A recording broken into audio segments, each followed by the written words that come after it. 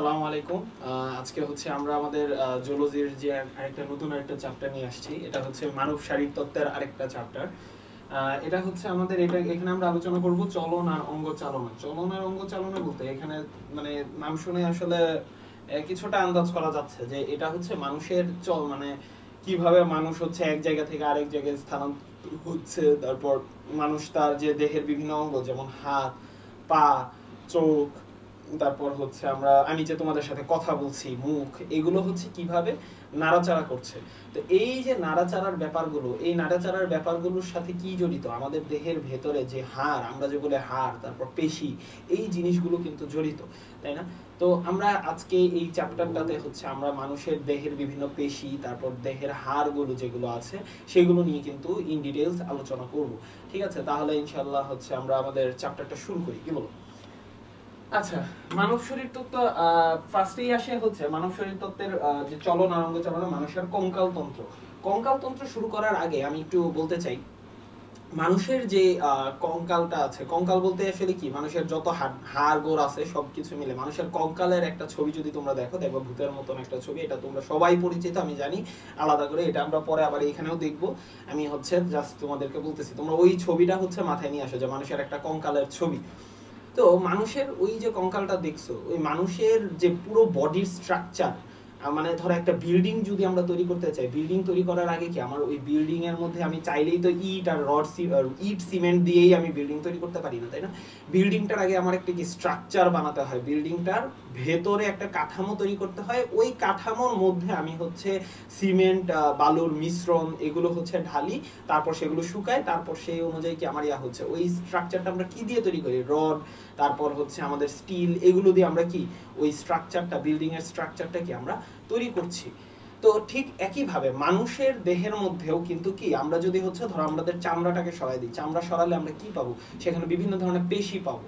এরপর পেশিটাকে সরালে আমরা একদম কোর, একদম ভেতরের দিকে আমরা হচ্ছে কি আমাদের যে হচ্ছে হাড়, তারপর হচ্ছে হাড় গোড় যেগুলো আছে, তারপর হচ্ছে কি বলবো তরুণাস্থি। তরুণাস্থি বলতে আসলে আমরা কি কার্টিলেজ, কার্টিলেজ বলতে নরম এই জায়গাগুলো, ধরো এই যে আমার নাকের যে এই নরম জায়গাটা নড়তেছে এইটা, তারপর হচ্ছে এই যে আমার কান, পুরাটাই হচ্ছে তরুণাস্থি, এই কানের এই বাইরের অংশটা যেটা, এটা পুরাটাই তরুণাস্থি। তো এই জিনিসগুলা হচ্ছে আমি পাবো, ঠিক আছে? তো এই জিনিসগুলা হচ্ছে আমার পুরো দেহের মূল যে কাঠামো, এই কাঠামোটা কিন্তু কি তৈরি করে ফেলেছে। এবং এই মূল কাঠামোর উপর ভিত্তি করে, মূল কাঠামোর উপর ভিত্তি করেই আমি এখন কিন্তু সোজা দাঁড়িয়ে আছি, সোজা দাঁড়িয়ে থাকতে পারছি, শটান হয়ে দাঁড়িয়ে থাকতে পারছি। যদি আমার ধরো শুধু পেশি থাকতো, আমি যদি হচ্ছে ধরো আমার দেহের ভেতরে কোনো ধরো হাড় গোড় এগুলো নেই, তাহলে কি আমি একদম কি পড়ে যেতাম, তাই না? একদম মাটির সাথে আমি মিশিয়ে যেতাম। তো এটা কিন্তু আসলে তার মানে কি, সৃষ্টিকর্তা আমাদেরকে ওইভাবে বুঝেই, আল্লাহ তাআলা আমাদেরকে ওইভাবে বুঝে শুনেই কিন্তু আমাদের প্রথমে কি দেহের মধ্যে একটা কাঠামো দিয়েছেন, ওই কাঠামোর উপর মাংসের বা পেশির একটা আবরণ দিয়েছেন, পেশির আবরণের উপর কি আমাদেরকে স্কিন বা চামড়া যেটা সেটা দিয়েছেন, তাই না? তো আসো আমরা হচ্ছে আজকে মানুষের কঙ্কাল তন্ত্র নিয়ে আমরা একটু আলোচনা করি। এই যে মানুষের যে কঙ্কাল তন্ত্রটার কথা আমি এতক্ষণ ধরে বললাম, যে কঙ্কাল তন্ত্র মানুষের হচ্ছে বিভিন্ন ধরনের দিচ্ছে, আমরা কি জানি মানুষের যে টিস্যুগুলো আছে, মানুষের মানবদেহের টিস্যুগুলোকে আমরা কিন্তু বেশ কয়েকটা ভাগে ভাগ করতে পারি। যেমন ধরো হচ্ছে আমরা মানুষের টিস্যুকে আমরা যদি একটু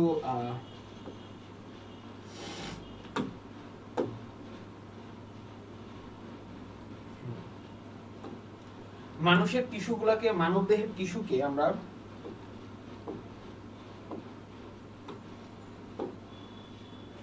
মানবদেহের অবস্থিত টিস্যু,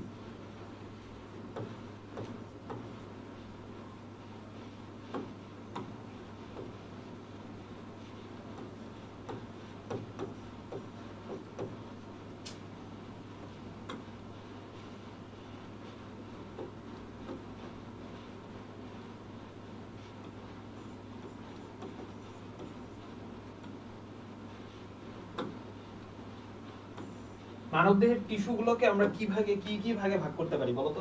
মানবদেহের যে এই যে টিস্যুগুলো আছে, এই টিস্যুগুলোকে কিন্তু মানবদেহের এই টিস্যুগুলোকে আমরা হচ্ছে টোটাল ভাগে ভাগ করতে পারি, দেখো চারটা।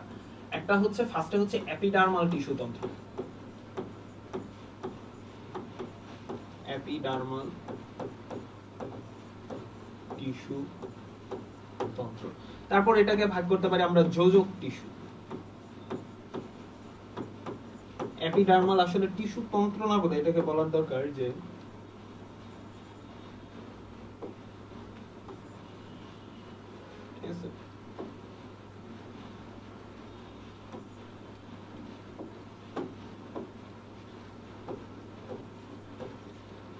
ঠিক আছে যোজক টিস্যু। তারপর আরো ভাগ করতে পারি পেশি টিস্যু,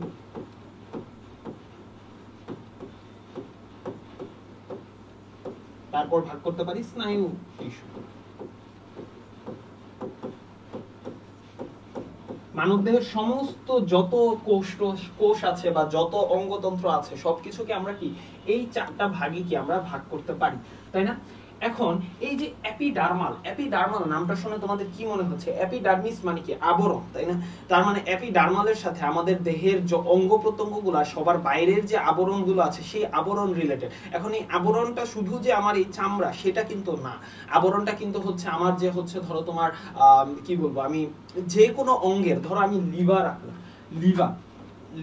লিভারের সবচেয়ে বাইরের যে স্তর সেটাই হচ্ছে তার কি এপিডার্মাল স্তর বা এপিডার্মাল টিস্যু। তারপর হয়তো বা আমি বললাম ইসোফেগাস বা খাদ্য অন্ননালীর সবচেয়ে বাইরের যে স্তর সেটাই হচ্ছে, তার মানে কোনো একটা অঙ্গের সবচেয়ে বাইরের যে স্তরের যে টিস্যুটা আছে সেটাকে আমরা কি বলছি? সেটাকে আমরা বলছি এপিডার্মাল টিস্যু। তার মানে এপিডার্মাল টিস্যুর কাজ কি? আবরণ দেওয়া। কোনো একটা অঙ্গ বলো বা কোনো একটা সিস্টেম বলো সেটা কি হচ্ছে আমার আবরণ দিচ্ছে। তারপর যোজক টিস্যুর কাজটা কি? যোজক টিস্যুর মধ্যে তোমার এরা হচ্ছে বিভিন্ন জিনিস কানেক্ট করে, বুঝছো? মানে বিভিন্ন জিনিস কানেক্ট করে। যোজক টিস্যুগুলো সাধারণত কঠিন হয়, তবে যেমন ধরো যোজক টিস্যুকে আমরা এই যে আজকে আমরা পড়বো কঙ্কালতন্ত্র, এই কঙ্কালতন্ত্রের পুরোটাই কিন্তু হচ্ছে কি আমার কি ধরো অস্থির যে ব্যাপারগুলো আছে, তারপর অস্থির তরুণাস্থি, এইগুলো সবগুলোই কি আমার যোজক টিস্যু। কিন্তু এরা কি একটা আরেকটা সাথে যুক্ত হয়ে কিন্তু কি আমার বডিটা কি তৈরি করছে। আবার আরেকটা যোজক টিস্যুর একটা তোমার এক্সেপশন আছে, মানে একটা মানে অন্যরকম যোজক টিস্যু, যেটা হচ্ছে তরল যোজক টিস্যু। তরল যোজক টিস্যুর নাম তোমরা সবাই মনে হয় জানো। তরল যোজক টিস্যু কোনটা বলো তো? এই যে তোমরা কিন্তু রক্ত সংবহন তন্ত্রে পড়েছো, তরল যোজক টিস্যু কোনটা বলো তো? রক্ত কি একটা তরল যোজক টিস্যু, রক্ত কি একটা তরল যোজক টিস্যু, ঠিক আছে? তারপর আসো পেশি টিস্যুটা কোনটা? পেশি টিস্যু হচ্ছে একটা আলাদা ক্লাসিফিকেশন। মানুষের দেহের প্রত্যেকটা অঙ্গের মধ্যে, মানুষের দেহের ধরো হচ্ছে লিভার বলো, তারপর হচ্ছে তুমি মানুষের যে হচ্ছে খাদ্য পরিপাক নালী, আমরা কিন্তু খাদ্য পরিপাক তন্ত্রের মধ্যে পড়েছি, পরিপাক নালীর যে সেখানে কি প্রচুর পরিমাণে পেশি আছে। ওই পেশিগুলো কি ওইগুলো একটা স্পেসিফিক ধরনের পেশি। আবার মানুষের হাতের মধ্যে যে পেশিগুলো আছে সেগুলো একটা পেশি। আবার মানুষের হৃৎপিণ্ডে একটা পেশি আছে, সেটা আলাদা ধরনের পেশি। পেশি টিস্যু আবার কয় ধরনের আছে? 3 ধরনের, সেটা আমরা জানবো। কি কি আছে? কঙ্কাল পেশি মানে ঐচ্ছিক পেশি, অনৈচ্ছিক পেশি এবং কি আমার হৃৎ পেশি, একটা আলাদা ক্লাসিফিকেশন, 3টা ক্লাসিফিকেশন। আর স্নায়ু টিস্যু তোমরা সবাই জানো, স্নায়ু টিস্যু নিয়ে আলাদা করে কিছু বলার নাই। স্নায়ু টিস্যুতে কি, এই স্নায়ু টিস্যুটা কি করছে? স্নায়ু টিস্যুটা হচ্ছে আমার ব্রেইনের বলো বা হচ্ছে আমার বিভিন্ন অঙ্গ প্রত্যঙ্গে কি নার্ভাস বা হচ্ছে স্নায়ু দিয়ে পৌঁছে দিয়ে আমার কি তারা সংবেদন কি গ্রহণ করছে, বা সংবেদন কোনো একটা কমান্ড পাঠাচ্ছে, বা কমান্ড কি কোনো একটা কিছু রিসিভ করছে, কোনো একটা কমান্ড রিসিভ করছে বা কমান্ড কি পাঠাচ্ছে, ঠিক আছে? তো মানুষের পুরো দেহের টিস্যুকে আমরা এই 4টা ভাগে কি আমরা ভাগ করতে পারি। তো স্নায়ু টিস্যুর মধ্যে কি দিয়ে তৈরি? এরা সব হচ্ছে নিউরন দিয়ে তৈরি, ঠিক আছে? নিউরন আছে, নিউরনের সাথে আরো কিছু আছে, আরো ছোটখাটো কিছু কোষ আছে, আরো অনেক কিছু আছে। নিউরনটা হচ্ছে এদের স্নায়ু টিস্যুর মূল কার্যকরী একক, ঠিক আছে? তাহলে আসো আমরা যদি হচ্ছে আমাদের আগের ইয়াতে ফিরে যাই। এখানে দেখো কি বলা হয়েছে যে ভ্রূণীয় মেসোডার্ম থেকে উদ্ভূত অস্থি ও তরুণাস্থি নামক যোজক টিস্যুর সমন্বয়ে, আমরা কি বলেছিলাম? অস্থি তরুণাস্থি কি এক ধরনের যোজক টিস্যু। তারপর অস্থি তরুণাস্থির সমন্বয়ে যোজক টিস্যু সমন্বয়ে গঠিত। এটা কোথা থেকে উদ্ভূত হয়? ভ্রূণীয় মেসোডার্ম। ভ্রূণের একটা, আমাদের মানুষের ভ্রূণ কি ভ্রূণের স্তর কয়টা? 3টা না? সবার বাইরে কি থাকে? সবার বাইরে থাকে একটোডার্ম। তার ভেতরে কি থাকে? তার ভেতরে থাকে মেজোডার্ম। মেজোডার্মের ভেতরে কি থাকে? এন্ডোডার্ম, ঠিক আছে? তাহলে এই যে ধরো এটা হচ্ছে আমার কি মেজোডার্ম, ঠিক আছে? ভেতরের স্তরটা, এটা হচ্ছে মাঝখানের স্তরটা আর কি। আর এই বাইরের স্তরটা ধরো এটা হচ্ছে, আমি এইভাবে দেখাইলাম, এটা হচ্ছে আমার, আচ্ছা আমি একটু অন্য কালার দিয়ে দেখাই,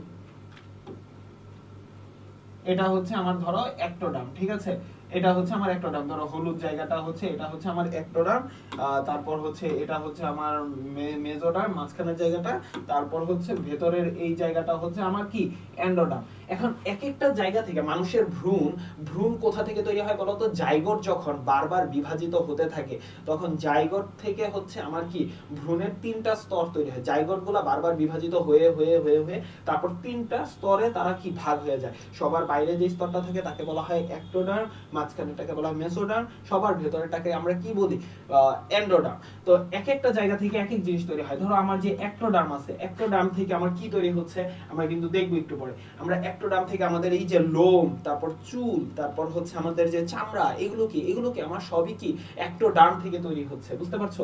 এগুলো কিন্তু আমার কি একটোডার্ম থেকে তৈরি হচ্ছে। দাঁড়াও এটা আমি একটু হলুদ কালি দিয়ে দেখাই। এগুলো কি আমার একটোডার্ম থেকে তৈরি হচ্ছে। বাইরে থেকে কি আসতেছে? চুল বলো, তারপর লোম বলো, তারপর হচ্ছে আমার কি চামড়া বলো, এগুলো কি আমার একটোডার্ম থেকে তৈরি হচ্ছে। একটোডার্ম থেকে। আবার মেসোডার্ম থেকে কি এই যে আমার হাড় বলো, তারপর পেশি বলো, হাড়, তারপর হচ্ছে পেশি, তারপর হচ্ছে তোমার বিভিন্ন ধরনের পেশির পরে হচ্ছে তোমার ধরো তরুণাস্থি আছে, অস্থি, তরুণাস্থি। আসলে হাড় বলা তো ঠিক না, এটাকে বলতো, সরি এটা লাউ দিয়ে দেখানো দরকার ছিল।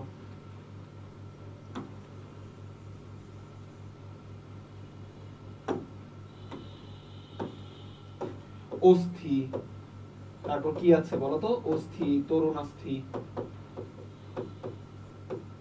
তারপর কি আছে বলতো? পেশি। তারপর এগুলো গেল। আবার হচ্ছে ভেতরের যে আমার তোমার কি আছে বলতো? ভেতরে আছে হলো এন্ডোডার্ম। এন্ডোডার্ম থেকে আমার কি তৈরি হচ্ছে? আমার যে এই যে পরিপাক নালী, পরিপাকতন্ত্রের যত কিছু আছে সবকিছু কি এই এন্ডোডার্ম থেকে তৈরি হচ্ছে। মুখ থেকে পায়ু পর্যন্ত যত অংশ আছে, মুখ থেকে পায়ু পর্যন্ত আমার যে পরিপাক নালী আছে, এই পুরো নরমালি পায়ু পর্যন্ত না, পায়ুর আগেই হচ্ছে তোমার শেষ হয়ে যাবে। পায়ু পর্যন্ত বললে হচ্ছে এটা একটু মিসলিডিং হয়ে যাবে। সাধারণত মোস্ট অফ দা বেশিরভাগ পরিপাক নালী হচ্ছে তোমার পরিপাক নালীর বেশিরভাগ অংশ। আমি জাস্ট হচ্ছে আরো অনেক কিছু এখান থেকে বের হয়। আমি জাস্ট হচ্ছে গ্রস যে মোটা দাগে কোন জিনিসগুলো আসে সেগুলো জাস্ট দেখাচ্ছি। পরিপাক নালীর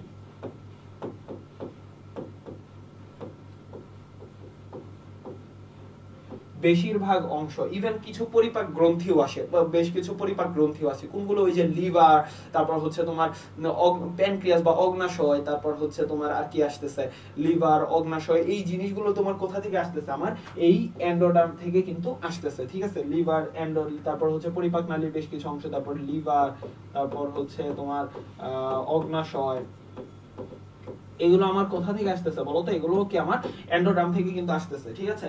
তো এটা জাস্ট হচ্ছে আমি জাস্ট একটু তোমাদেরকে এখান থেকে বললাম যে ভ্রূণীয় মেসোডার্ম থেকে কি কি আসতেছে। তার মানে আমার কি অস্থি, তরুণাস্থি, পেশি, এগুলো কি বেশিরভাগ জিনিস আসতেছে আমার কোথা থেকে? এই ভ্রূণীয় মেসোডার্ম থেকে। ঠিক আছে? তারপর আসো অস্থি, এরা কি যে তন্ত্র সৃষ্টির মাধ্যমে এরা কি দেহের একটা কাঠামো দিচ্ছে। আমি তোমাদেরকে আগেও বলেছি, দেহের কাঠামো দেওয়ার মাধ্যমে কি দেহের তারা নির্দিষ্ট আকৃতি দিচ্ছে। একই সাথে দেহের কি ভার বহন করে।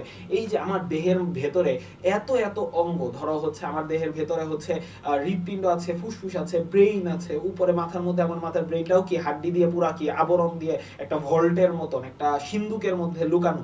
তারপর হচ্ছে আমার যে হৃৎপিণ্ড বলো, এই সবগুলো কি একটা সিন্ধুকের মধ্যে লুকানো। এগুলো কি প্রচুর ওজন কিন্তু আছে। তারপর ধরো এক লিভারেরই তো কত ওজন, তাই না? তো এই ওজনগুলাকে কিন্তু এই ওজনগুলার ভার, মানে এগুলোর ভার কিন্তু বহন করছে কে? আমার এই যে পুরো যে কঙ্কাল তন্ত্র আছে, এরা কিন্তু হচ্ছে আমার এই পুরো দেহের পুরো, তারপর দেহের যে হচ্ছে তোমার পেশিগুলো আছে, এই পেশিগুলো মিলে কিন্তু তোমার কি মানে এই পেশিগুলো মিলে তোমার দেহের যে একটা ভার বা ওজন তৈরি হচ্ছে বা ভর তৈরি হচ্ছে, যেটাই বলো ওজন আসলে আমরা ওজনই অনুভব করি। তো ওজন যে তৈরি হচ্ছে, এই ওজনটাকে কিন্তু বহন করতে সাহায্য করছে আমার এই কঙ্কাল তন্ত্র। ঠিক আছে? আর পেশি সংযোগের স্থান প্রদান করে। কঙ্কাল তন্ত্র যদি না থাকতো তাহলে পেশি কিন্তু যুক্ত হতে পারতো না। ধরো আমার একটা পেশি এইখান থেকে শুরু হয়, ধরো একটা পেশি এই জায়গায় যুক্ত হয়ে এই জায়গা থেকে এই জায়গায় এসে যুক্ত হয়। তার মানে কি পেশিগুলা যুক্ত হওয়ার জন্য জায়গা পাচ্ছে অস্থিতে। পেশিগুলা সবসময় কি অস্থিতে যুক্ত হবে। পেশিগুলা অস্থির সাথে যুক্ত হওয়া ছাড়া তো পেশি তো আর ভেসে থাকে না। পেশিগুলা অস্থির সাথে যুক্ত থাকে বলে আমরা অস্থিগুলা কি মানে কি নাড়াতে পারতেছি, তাই না? পেশিগুলা অস্থির সাথে যুক্ত হয় এবং ক্ষতিগ্রস্ত হতে পারে এমন অঙ্গসমূহকে রক্ষা করে, যেমন আমাদের ব্রেন কি ক্ষতিগ্রস্ত হয়, ব্রেন যদি ক্ষতিগ্রস্ত হয় তাহলে তো আমরা মানে মারাই যাবো সাথে সাথে, তাই না? তো ব্রেনকে আমাদেরকে কিন্তু হচ্ছে একটা ভালো লেভেলের সুরক্ষা বা প্রোটেকশন দেওয়া খুবই জরুরি। তো সেটার জন্য ব্রেনটা আমার কি একটা বড় একটা সিন্ধুকের মধ্যে, আমার করটির মধ্যে কি সুরক্ষিত অবস্থায় আছে। ঠিক আছে, তারপর আসো কঙ্কালতন্ত্রের শ্রেণীবিন্যাস। মানুষের কঙ্কালতন্ত্রকে আমরা কি তিনটা ভাগে ভাগ করতে পারি। একটা হচ্ছে বহিঃকঙ্কালতন্ত্র, তারপর আছে অন্তঃকঙ্কালতন্ত্র, তারপর আছে কি স্প্লাঙ্কিং বা স্প্ল্যাঙ্কনিক, যেটাই বলো না কেন, স্প্ল্যাঙ্কনিক স্কেলেটাল সিস্টেম, আবার হচ্ছে এন্ডোস্কেলেটাল সিস্টেম বা অন্তঃকঙ্কালতন্ত্র, আর হচ্ছে বহিঃকঙ্কালতন্ত্র। ঠিক আছে, তাহলে বহিঃকঙ্কালতন্ত্রটা কি? বহিঃকঙ্কালতন্ত্র বলতে আমরা এরা হচ্ছে বহিঃকঙ্কাল তন্ত্র, আমরা এটাও হচ্ছে কঙ্কালের অংশ। তোমরা যদি হচ্ছে কঙ্কালের একটা পার্ট দেখো, মানে তোমরা যদি হচ্ছে গুগলে সার্চ দিয়ে কঙ্কাল দেখো, কঙ্কালের ক্ষেত্রে তোমরা দেখবা মানুষের পেশি টেশি এগুলো সব যখন আমরা আলাদা করে ফেলবো, ওই কঙ্কালের মধ্যে কিন্তু নখ থাকে, ওই কঙ্কালের কিন্তু কি তোমার দাড়ি বা হচ্ছে তোমার এই জিনিসগুলা কিন্তু কি থাকে অনেক সময়, মানে দেখা যায়। তারপর হচ্ছে চুল টাইপের যে জিনিসগুলো আছে সেগুলো কিন্তু দেখা যায়। সুতরাং এইগুলো কি, এই যে আমার নখ বলো বা চুল বলো, এগুলো কিন্তু আমার কঙ্কালেরই অংশ, মানে অস্থিরই অংশ। বাট এগুলো আমি কি করছি, মানে কঙ্কালতন্ত্রের অংশ হওয়া সত্ত্বেও এগুলো কি আমি কঙ্কালতন্ত্রের বাইরে, আমি কি বাইরে থেকে এগুলো দেখতে পাচ্ছি। কিন্তু আমার যে হচ্ছে তোমার বলো ম্যান্ডিবল বলো বা হচ্ছে ম্যাক্সিলা বলো, ম্যাক্সিলা হাড় বলো, বা হচ্ছে হাতের মধ্যে কি কি আছে, রেডিয়াস, আলনা, হিউমেরাস, এগুলো বলো, এরা কি আমি বাইরে থেকে দেখতে পাচ্ছি? এগুলো উপরে পেশি, তারপর চামড়া, এগুলো দিয়ে কি আবৃত অবস্থায় আছে। বাট আমার এই যে বলো নখগুলো বলো, এগুলো কি আমি বাইরে থেকেই দেখতে পাচ্ছি। সুতরাং এরা কি বহিঃকঙ্কালতন্ত্রের কি অন্তর্গত। এদেরকে আবার কি বলা হয়? ত্বকোদ্ভূত, মানে ত্বক থেকে উদ্ভূত অঙ্গাদি। আমি কি বলেছিলাম, এই যে নখ বলো, দাঁত বলো, লোম বলো, এরা কি, এরা সাধারণত হচ্ছে তোমার ভ্রূণের একটোডার্ম থেকে আসে। ঠিক আছে, তারপর আসো অন্তঃকঙ্কালতন্ত্র। অন্তঃকঙ্কালতন্ত্র বলতে কি, যেই কঙ্কালটা আসলে আমরা বাইরে থেকে দেখি না, এবং আমরা কঙ্কাল বলতে সাধারণত এটাকে বুঝি। কঙ্কাল বলতে একটা লম্বা একটা স্ট্রাকচার তোমরা দেখতে পাও, করটি, মাথার করটি, খুলি, তারপর হচ্ছে এদিকে তোমরা কিছু কশেরুকা দেখতে পাও, এগুলোর পরে তারপর বুকের পাঁজর দেখতে পাও। এই জিনিসগুলোই হচ্ছে তোমার কি অন্তঃকঙ্কালতন্ত্রের অংশ। তারপর এই অন্তঃকঙ্কালতন্ত্রকে আবার হচ্ছে আমরা দুইটা বড় মোটা দাগে ভাগ করতে পারি। দুইটা মোটা দাগ কি, অক্ষীয় কঙ্কাল আর উপাঙ্গীয় কঙ্কাল। অক্ষীয় কঙ্কাল আর উপাঙ্গীয় কঙ্কালে আমরা আবার আসবো, তবে আমি একটু বলে রাখি, অক্ষীয় কঙ্কালটা হচ্ছে মানে অক্ষ কি, অক্ষ বলতে একটা মানে একটা দণ্ড, ধরো একটা দণ্ড, ধরো এটা আমার দণ্ড, এই দণ্ডকে কেন্দ্র করে, মানে এই দণ্ডের উপরই প্রধান যেই মানে পুরো অবলম্বনটা দাঁড়ায় আছে। ধরো একটা বিল্ডিং এর মাঝখান দিয়ে একটা জিনিস গেছে, এই জিনিসটাকে অবলম্বন করে পুরো বিল্ডিংটা যদি মানে বেড়ে ওঠে, তখন আমরা এটাকে কি বলবো, অক্ষ। তারপর আমাদের দেহে একটা প্রধান অক্ষকে কেন্দ্র করে দেহের কিন্তু হচ্ছে কি ছড়ানো ছিটানো হয়েছে, তার মানে কি ওইটাকে আমরা কি বলবো, অক্ষ। মানে আমাদের একদম সেন্ট্রালি বডির কেন্দ্র ভাগে যেটা অবস্থিত সেটাকে আমি কি বলবো, অক্ষ। তার মানে কি অক্ষীয় কঙ্কালটা কি বডির একদম সেন্ট্রালি অবস্থান করবে, বডির কেন্দ্র বরাবর যা যা অবস্থান করতেছে তা সবই কি অক্ষীয় কঙ্কালের অন্তর্ভুক্ত। আর উপাঙ্গীয় বলতে আমার আশপাশে যা অবস্থিত, অক্ষীয় কঙ্কালের আশপাশে, মানে অক্ষের আশেপাশে যা কিছু আছে সবকিছুই কি আমার উপাঙ্গীয় কঙ্কালের অন্তর্ভুক্ত। তারপর আসো স্পাঞ্চিং কঙ্কালতন্ত্র বা স্প্ল্যাঙ্কনিক কঙ্কালতন্ত্র। এটা হচ্ছে, আচ্ছা এই লেখাগুলো একটু মুছে দিই।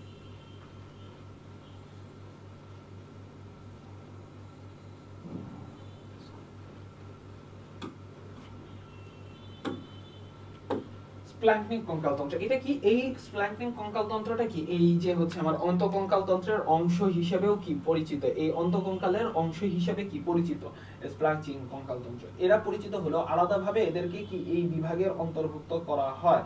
যদিও এরা অন্তঃকঙ্কালতন্ত্র, তবু এদেরকে আলাদা করা হয়। আলাদা করার ওনারা কেন আলাদা করছে সেটা আসলে খুবই দুঃসহ ব্যাপার বোঝা। বাট স্প্ল্যাঙ্কনিক কঙ্কালতন্ত্রের উদাহরণগুলো কিন্তু খুবই খুবই ইম্পর্টেন্ট, এটা কিন্তু প্রায়ই আসে।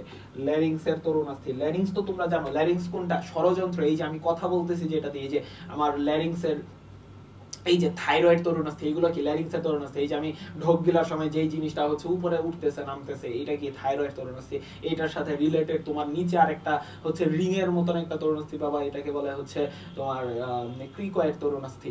তো এরকম হচ্ছে তোমার কি ল্যারিংসের তরুণাস্থি গুলো কি আমার এই স্প্লাঞ্চিং এর। তারপর ট্রাকিয়া, ট্রাকিয়া হচ্ছে ল্যারিংসের ঠিক পরেই ট্রাকিয়া শুরু, ঠিক আছে, ল্যারিংসের ঠিক পরেই ট্রাকিয়া শুরু। তারপর ব্রঙ্কাই, ব্রঙ্কাই কি, ব্রঙ্কাই হচ্ছে আমার যে হচ্ছে ল্যারিংসের পরে ট্রাকিয়া, তাই না, ট্রাকিয়ার পরে তোমার ট্রাকিয়াটা দুইটা ভাগে ভাগ হয়। ট্রাকিয়া কোনটা, শ্বাসনালী যেটা, ট্রাকিয়াতে দুইটা ভাগে ভাগ হয়, দুইটা ভাগের মধ্যে একটা ভাগ হচ্ছে আমার কি, একটা ভাগ হচ্ছে আমার ডান ব্রঙ্কাস আর একটা ভাগ হচ্ছে কি বাম ব্রঙ্কাস। এখন ব্রঙ্কাস গুলোকে আমরা বহুবচনে কি বলতে পারি, ব্রঙ্কাই, ঠিক আছে, বহুবচনে আমরা এটাকে কি বলতে পারি, ব্রঙ্কাই। তারপর আসো, আচ্ছা এই কথাগুলো তো আমি বলছি। তারপর আসো স্পাঞ্চিং, কঙ্কালতন্ত্র, এগুলোর উদাহরণ আমরা বললাম। তারপর আসো কঙ্কালতন্ত্রের কাজ। কঙ্কালতন্ত্রের কিছু হচ্ছে যান্ত্রিক কাজ আছে। যান্ত্রিক কাজ বলতে আসলে যেই কাজগুলো আমরা বাইরে থেকে করি, ঠিক আছে, মানে যেই কাজগুলো আমরা বাইরের পরিবেশে করি সেই কাজগুলোকে আমরা কি যান্ত্রিক কাজ বলি। মানে ধরো আমরা এই যে আমাদের কঙ্কালতন্ত্র আছে, এই কঙ্কালতন্ত্র দিয়ে আমরা বাইরের পরিবেশের মধ্যে মানে আশপাশের পরিবেশে আমরা যেই কাজগুলো করতে পারবো সেই কাজগুলোকে কি বলবো আমরা, যান্ত্রিক কাজ বলবো, ঠিক আছে। যেমন যান্ত্রিক কাজের মধ্যে আমার কি আছে, দৈহিক কাঠামো গঠন। দৈহিক কাঠামো গঠন বলতে কি, মানে কঙ্কালতন্ত্র যেটা আছে, মানুষের যে কঙ্কালতন্ত্র আছে সেটা মানবদেহের কাঠামো গঠন করে। এই যে আমাকে তুমি আমার রূপে, একটা রূপে দেখতে পাচ্ছ, যাই হোক আমি দেখতে খারাপ হই ভালো হই যাই হই না কেন, কিন্তু আমার যে হচ্ছে একটা মুখ আছে, একটা গলা আছে, তারপর হচ্ছে আমার তুমি কি বলবো, আমি যে এই যে হাতগুলো দিয়ে তোমাদেরকে মারাচ্ছি, এই যে হচ্ছে এই কাজগুলো করতেছি, আমার একটা হাত আছে পা আছে, এগুলো যে হচ্ছে তুমি আলাদা করতে পারতেছো, একটা মানে ডিস্টিংগুইশ করতে পারতেছো, সেটার একমাত্র রিজন হচ্ছে আমার কি, এই যে কঙ্কালতন্ত্রের উপস্থিতি। এরপর সুরক্ষা, সুরক্ষা নিয়ে তো আসলে বলার কিছুই নাই, আমি এটা তোমাদেরকে বলছি। আমাদের ব্রেইন বলো, ফার্স্টে ব্রেইন থেকে আসো, উপর থেকে আসো, আমরা সুরক্ষার কিছু কথা বলি, ব্রেইনের কথা আসো। আমাদের ব্রেইনটা কি পুরো এই যে করটির মতন একটা অংশের মধ্যে এত শক্ত, এটা ভাঙার জন্য জানো, মানে যখন মানুষ যেই সব মানুষ মারা যায় তাদের যখন পোস্টমর্টেম করা হয়, এদের এই কঙ্কাল মানে এইটা ভাঙার জন্য হচ্ছে এই বাটাল, ছেনি বাটাল আছে না, বলে যে মানে হাতুড়ির মতন দেখতে, এইটা দিয়ে কিন্তু কি ভাঙা হয়, মানে এটা খুবই শক্ত, এটা কিন্তু খুবই স্ট্রং, বুঝতে পারছো। তারপর আসো আমাদের হচ্ছে হার্ট আছে, লাংস আছে, এগুলো কি হার্ট লাংসের সামনে কি আছে, পাঁজর, বুকের পাঁজরের মধ্যে কি আমাদের এই যে হার্ট লাংস মানে হচ্ছে হৃৎপিণ্ড, তারপর ফুসফুস, এগুলো কি আমার মানে পুরো অবস্থায়, আমি যদি হচ্ছে বুকের মধ্যে এখন ঘুষি দেই, বুকের মধ্যে ঘুষি দিলেও আমার কি তেমন আমার হার্ট লাঙে কিন্তু সাথে সাথে কোনো কি ক্ষতি হচ্ছে না, কারণ কি আমার এই যে আমার কঙ্কালতন্ত্র আছে এটা কিন্তু কি এই ধাক্কাটাকে প্রতিহত করছে। তারপর আসো আমার দেহের মধ্যে হচ্ছে আর কি কি আছে, তারপর হচ্ছে তুমি ধরো হচ্ছে আমাদের যে হচ্ছে মূত্রথলি, তারপর হচ্ছে ধরো কি বলে এটাকে, মেয়ে মহিলাদের ক্ষেত্রে থাকে জরায়ু, তারপর হচ্ছে ডিম্বাশয়, এই যে অঙ্গগুলা এগুলা কিন্তু কি আমার এই রিজিয়নে, মানে হচ্ছে আমার যে হচ্ছে প্যালভিক গার্ডল বলা হয় এটাকে, আমার তল পেটের দিকে একটা বনি অংশ থাকে যেটাকে বলা হয় হিপ বোন, মানে হচ্ছে তোমার কি বলবো এটাকে, দুইটা হিপ বোন মিলে কি তৈরি করে, পেলভিস তৈরি করে, বুঝছো, বনি পেলভিস, এটাকে আমরা বনি পেলভিস বলি ইংলিশে। তো বনি পেলভিসটা একটা মানে হচ্ছে একটা খাঁচার মতন তৈরি করে, এই খাঁচার মধ্যে হচ্ছে তোমার কি ওই অঙ্গগুলা কি সুরক্ষিত থাকে। তো এরকম ভাবে আমাদেরকে কি এরা সুরক্ষা দিচ্ছে কঙ্কালতন্ত্র।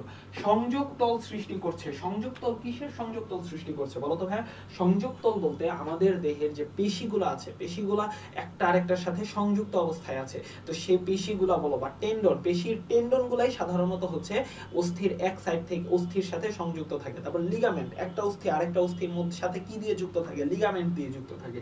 এই পেশি, লিগামেন্ট, টেন্ডন এগুলো কঙ্কালে কি সংযুক্ত থেকে বিভিন্ন অঙ্গের সঞ্চালন ঘটায়। এগুলো হচ্ছে আমার বিভিন্ন অঙ্গের সাথে যুক্ত থাকার কারণেই কি আমি এই যে হাতটাকে নাড়াতে পারছি, পেশি সংকুচিত হচ্ছে এবং আমি কি বাইসেপস, আমার এখানে কি থাকতেছে, বাইসেপস মাসল, বাইসেপসের মাসল আমি সংকুচিত করতেছি এবং কি হচ্ছে আমার হাতটা কি আমার নিজের জায়গায় ফেরত আসছে। এরপর দেখো চলন, চলনের মধ্যে কি আছে, অস্থিসন্ধি গঠন এবং পেশির সাথে সমন্বয়ের মাধ্যমে কঙ্কালতন্ত্র মানুষের চলনে প্রধান ভূমিকা পালন করে। অস্থিসন্ধি গঠনের ক্ষেত্রে, অস্থিসন্ধি গঠন মানে অস্থিসন্ধি কি, সন্ধি মানে কি, সন্ধি মানে হচ্ছে সংযোগ, অস্থিসন্ধি মানে দুইটা হাড়, ধরো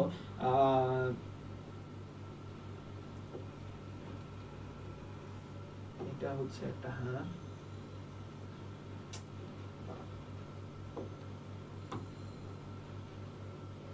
আচ্ছা অস্থিসন্ধি আমি হচ্ছে চিত্রটা,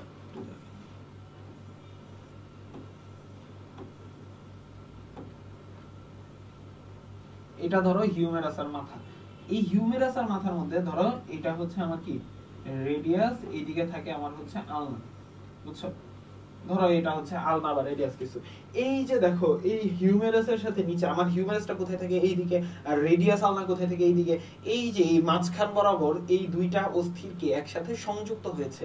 এই সংযুক্ত হওয়ার ক্ষেত্রে বিভিন্ন ধরনের লিগামেন্ট, তারপর হচ্ছে তোমার তরুণাস্থি, এগুলো কিন্তু কি সাহায্য করেছে। এগুলো মিলেই কি তৈরি হচ্ছে, আমার অস্থি সন্ধি কি তৈরি হচ্ছে। এবং অস্থি সন্ধির গঠন পেশির সাথে সমন্বয়ের মাধ্যমে, মানে অস্থি সন্ধি আমি যদি হচ্ছে ধরো আমার একটা হাত ধরো হিউমেরাসের সাথে আমার যে এই উপরের হাতের সাথে নিচের এই অংশটার যদি সংযোগ না থাকতো, একটার সাথে যদি সংযোগ না থাকতো, তাহলে কি আমি এই হাতটাকে উপরে উঠাতে ধরে এইটাকে কি আমি উপরে উঠাতে পারতাম? উপরে কিন্তু উঠাতে পারতাম না, কারণ এইটার সাথে তো আমার এটার কোনো সংযোগই নাই। তাহলে এইটাকে উঠালে দেখা যেত শুধু এইটাই উঠতো, কিন্তু এইটা আর উঠতো না। কিন্তু আমি কি করতে পারতেছি, এইটাকে আমি সহজেই উঠাতে পারছি। আবার এই কাজে আমার কে শক্তি দিচ্ছে, কে সাহায্য করছে, এই যে পেশি টেনে এই হাতটাকে আমার কাছে নিয়ে আসছে পেশি। এই যে এটা হচ্ছে আমার পেশি, এই পেশিটা এই যে টেনে আমার হাতটাকে কাছে নিয়ে আসছে। সুতরাং এই দুইটার কাজের সমন্বয় হচ্ছে, দুইটা একটা আরেকটাকে সাহায্য করার মাধ্যমে কি আমার চলনে সাহায্য করছে। তারপর ভার বহন, আটকে থেকে হচ্ছে তোমার কি দেহের ভার বহন করতেছে, ঠিক আছে। তারপর আসো শারীরবৃত্তীয় কাজ। শারীরবৃত্তীয় কাজ বলতে আমার যে এই যে আমরা কঙ্কালতন্ত্র পড়ছি, এই কঙ্কালতন্ত্রটা আমার দেহের ভেতরে কিভাবে বিভিন্ন ধরনের কাজ করে চলছে, কন্টিনিউয়াস করে যাচ্ছে। তো কন্টিনিউয়াস করে যাওয়ার কারণে তার কি কাজ করছে সেটা আসলে আমরা একটু দেখার চেষ্টা করি। ফার্স্টেই হচ্ছে আমাদের কি রক্তকণিকা উৎপাদন। রক্তকণিকা উৎপাদন বলতে কি বোঝাচ্ছে? রক্তকণিকা উৎপাদন বলতে রক্ত উৎপাদনকারী যে প্রধান টিস্যু আছে মানুষের দেহের মধ্যে, এই রক্ত উৎপাদনকারী প্রধান টিস্যুটাই কি আমার লাল অস্থিমজ্জা। লাল অস্থিমজ্জাটা কোথায় থাকে জানো? হ্যাঁ, আমার যে হচ্ছে হাড়গুলো আছে, হাড়ের একদম কোরে হচ্ছে অস্থিমজ্জা থাকে। ওই বোন ম্যারো তো তোমরা হচ্ছে ইয়া খাও না, কি বলে এটাকে, গরুর নলা বা হচ্ছে যেটাকে বলে ওটার মধ্যে কি ভেতরে কি তোমরা মানুষ বাজারে সম্ভবত বলে ক্যালসিয়াম, আসলে ওইটা আসলে ক্যালসিয়াম বলা যায় না, ওইটা আসলে বোন ম্যারো বা অস্থি মজ্জা, বুঝতে পারছো? তো মানুষের দেহের মধ্যে, মানুষের হাড়ের মধ্যেও, আমি যদি একটা হোয়াইট বোর্ড নিই, আচ্ছা দেখো মানুষের হাড়ের মধ্যে, ধরো আমি যদি মানুষের হাড়ের একটা গঠন আঁকতে চাই, ধরো এটা হচ্ছে মানুষের হাড়, বাইরে বিভিন্ন আবরণ আছে, এটা ধরো হচ্ছে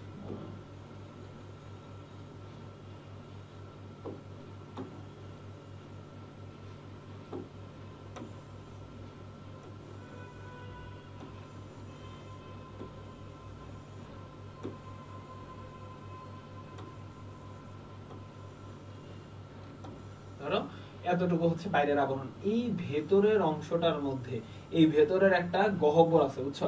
এই গহ্বরটার মধ্যেই তোমার কি অস্থিমজ্জাটা অবস্থান করবে। হাড়ের ভেতরে তোমার এই অস্থিমজ্জাটা অবস্থান করবে। এই অস্থিমজ্জার কাজ কি? অস্থিমজ্জাটার আবার হচ্ছে বিভিন্ন দুই ধরনের অস্থিমজ্জা আছে। একটা হচ্ছে লোহিত অস্থিমজ্জা,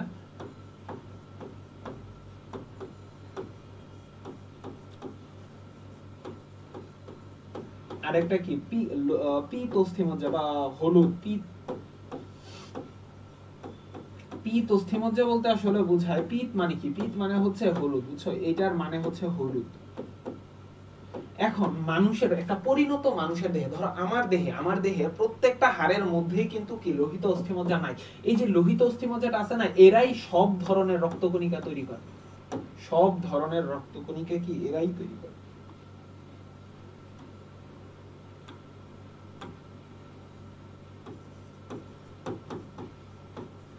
সব ধরনের রক্তকণিকা এই লোহিত অস্থিমজ্জাই তৈরি করে।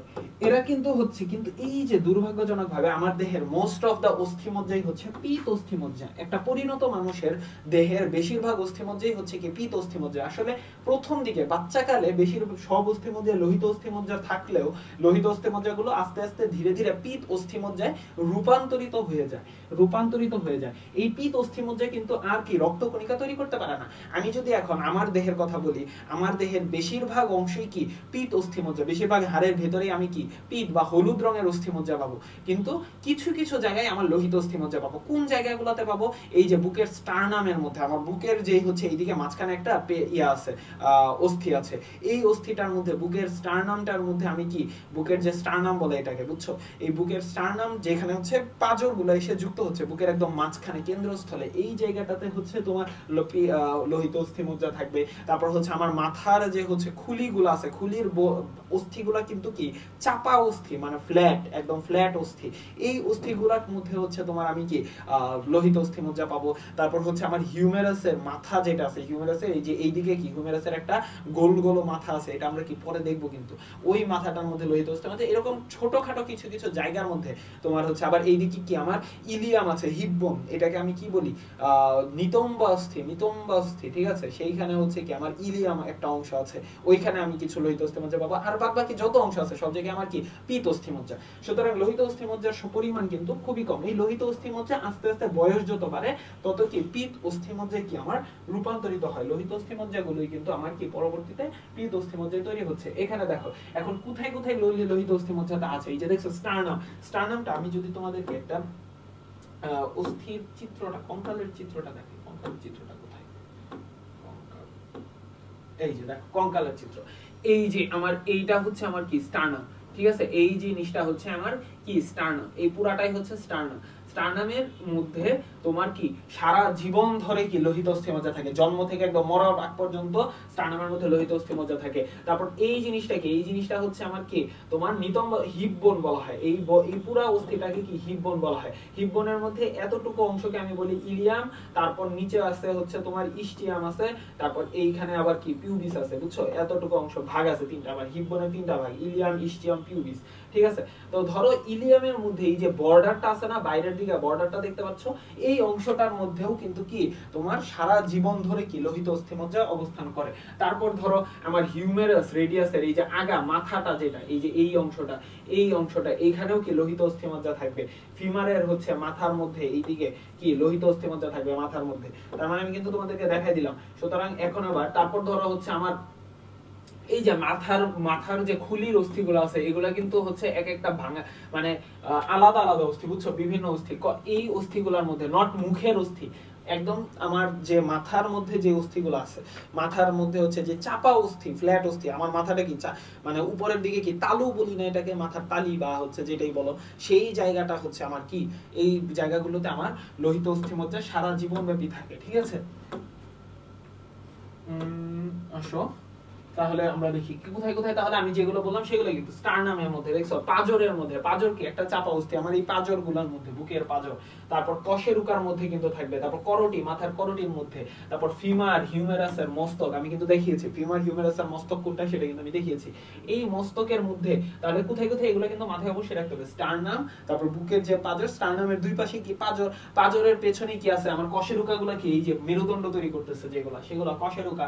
তারপর হচ্ছে করোটির মধ্যে, ফিমারের মধ্যে, হিউমেরাসের মস্তকের মধ্যে অবস্থিত যে অস্থিমজ্জা আছে, ওই অস্থিমজ্জা থেকে লোহিত কণিকা কি আমার উৎপন্ন হচ্ছে।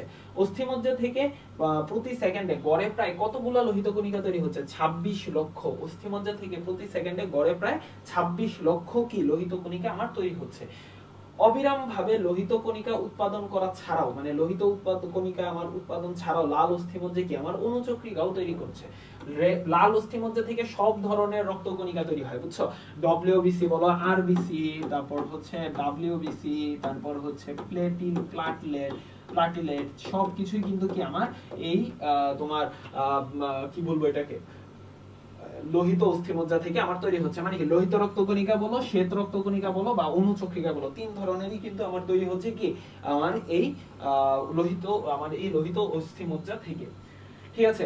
তারপর আসো তোমার নিঃশ্বাস প্রশ্বাস আর শ্রবণের সাথে তো জড়িত, স্বাভাবিক, নিঃশ্বাস প্রশ্বাস শ্রবণের সাথে। নিঃশ্বাস প্রশ্বাস আমরা কি আমাদের শ্বাসনালী, তারপর ব্রঙ্কাস, এগুলো দিয়ে নিচ্ছি। তোমরা শ্বসনতন্ত্র যে চ্যাপ্টারটা আছে ওখানে গিয়ে পড়ছো হয়তো বা, যে হচ্ছে আমাদের এখানে কি ল্যারিক্স দিয়ে বাতাস ঢুকবে, ট্রাকিয়া দিয়ে তারপর যাবে, তারপর সেটা কি ফুসফুসে যাবে, তাই না। তার মানে কি ওইগুলোও কি অস্থির কঙ্কালতন্ত্রের পার্ট, এগুলো কি আমার তরুণাস্থির পার্ট, তাই না, মানে স্প্ল্যাঙ্কনিক কঙ্কালতন্ত্রের পার্ট, স্প্ল্যাঙ্কনিক কঙ্কালতন্ত্রের পার্ট। তারপর শ্রবণের সাথে জড়িত আমাদের হচ্ছে কানের মধ্যে তিনটা অস্থির নাম তোমরা ম্যালিয়াস, ইনকাস, স্ট্যাপিস, এটা পিচ্চিকালেও পড়ছো হয়তো বা, ম্যালিয়াস,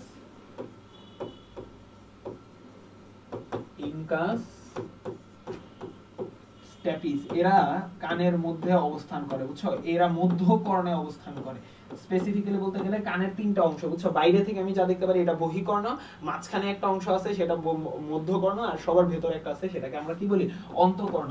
এর মধ্যে আছে, এখানে একটা ইন্টারেস্টিং বিষয় হচ্ছে এই যে স্ট্যাপিসটা আছে না, ম্যালিয়াস ইনকা স্ট্যাপিস, স্ট্যাপিসটা হচ্ছে মানবদেহের ক্ষুদ্রতম অস্থি, এটা একটু মাথায় রাখবা, ঠিক আছে, এটা এমসিকিউ তে আসতে পারে। মানবদেহের ক্ষুদ্রতম অস্থি হচ্ছে কোনটা, স্ট্যাপিস, মানে এটা কোথায় অবস্থিত, মধ্যকর্ণে, কানের মধ্যে। এটা এই তিনটা অস্থি ছাড়া কিন্তু মানুষ শুনতে পারবে না, কানে মোটেও শুনতে পারবে না। শোনার ক্ষেত্রে এদের ভূমিকা অনেক অনেক অনেক বেশি। তার মানে কি এরা শ্রবণে সাহায্য করতেছে, তার মানে কি অস্থির একটা কাজ হচ্ছে কি শ্রবণে সাহায্য করা।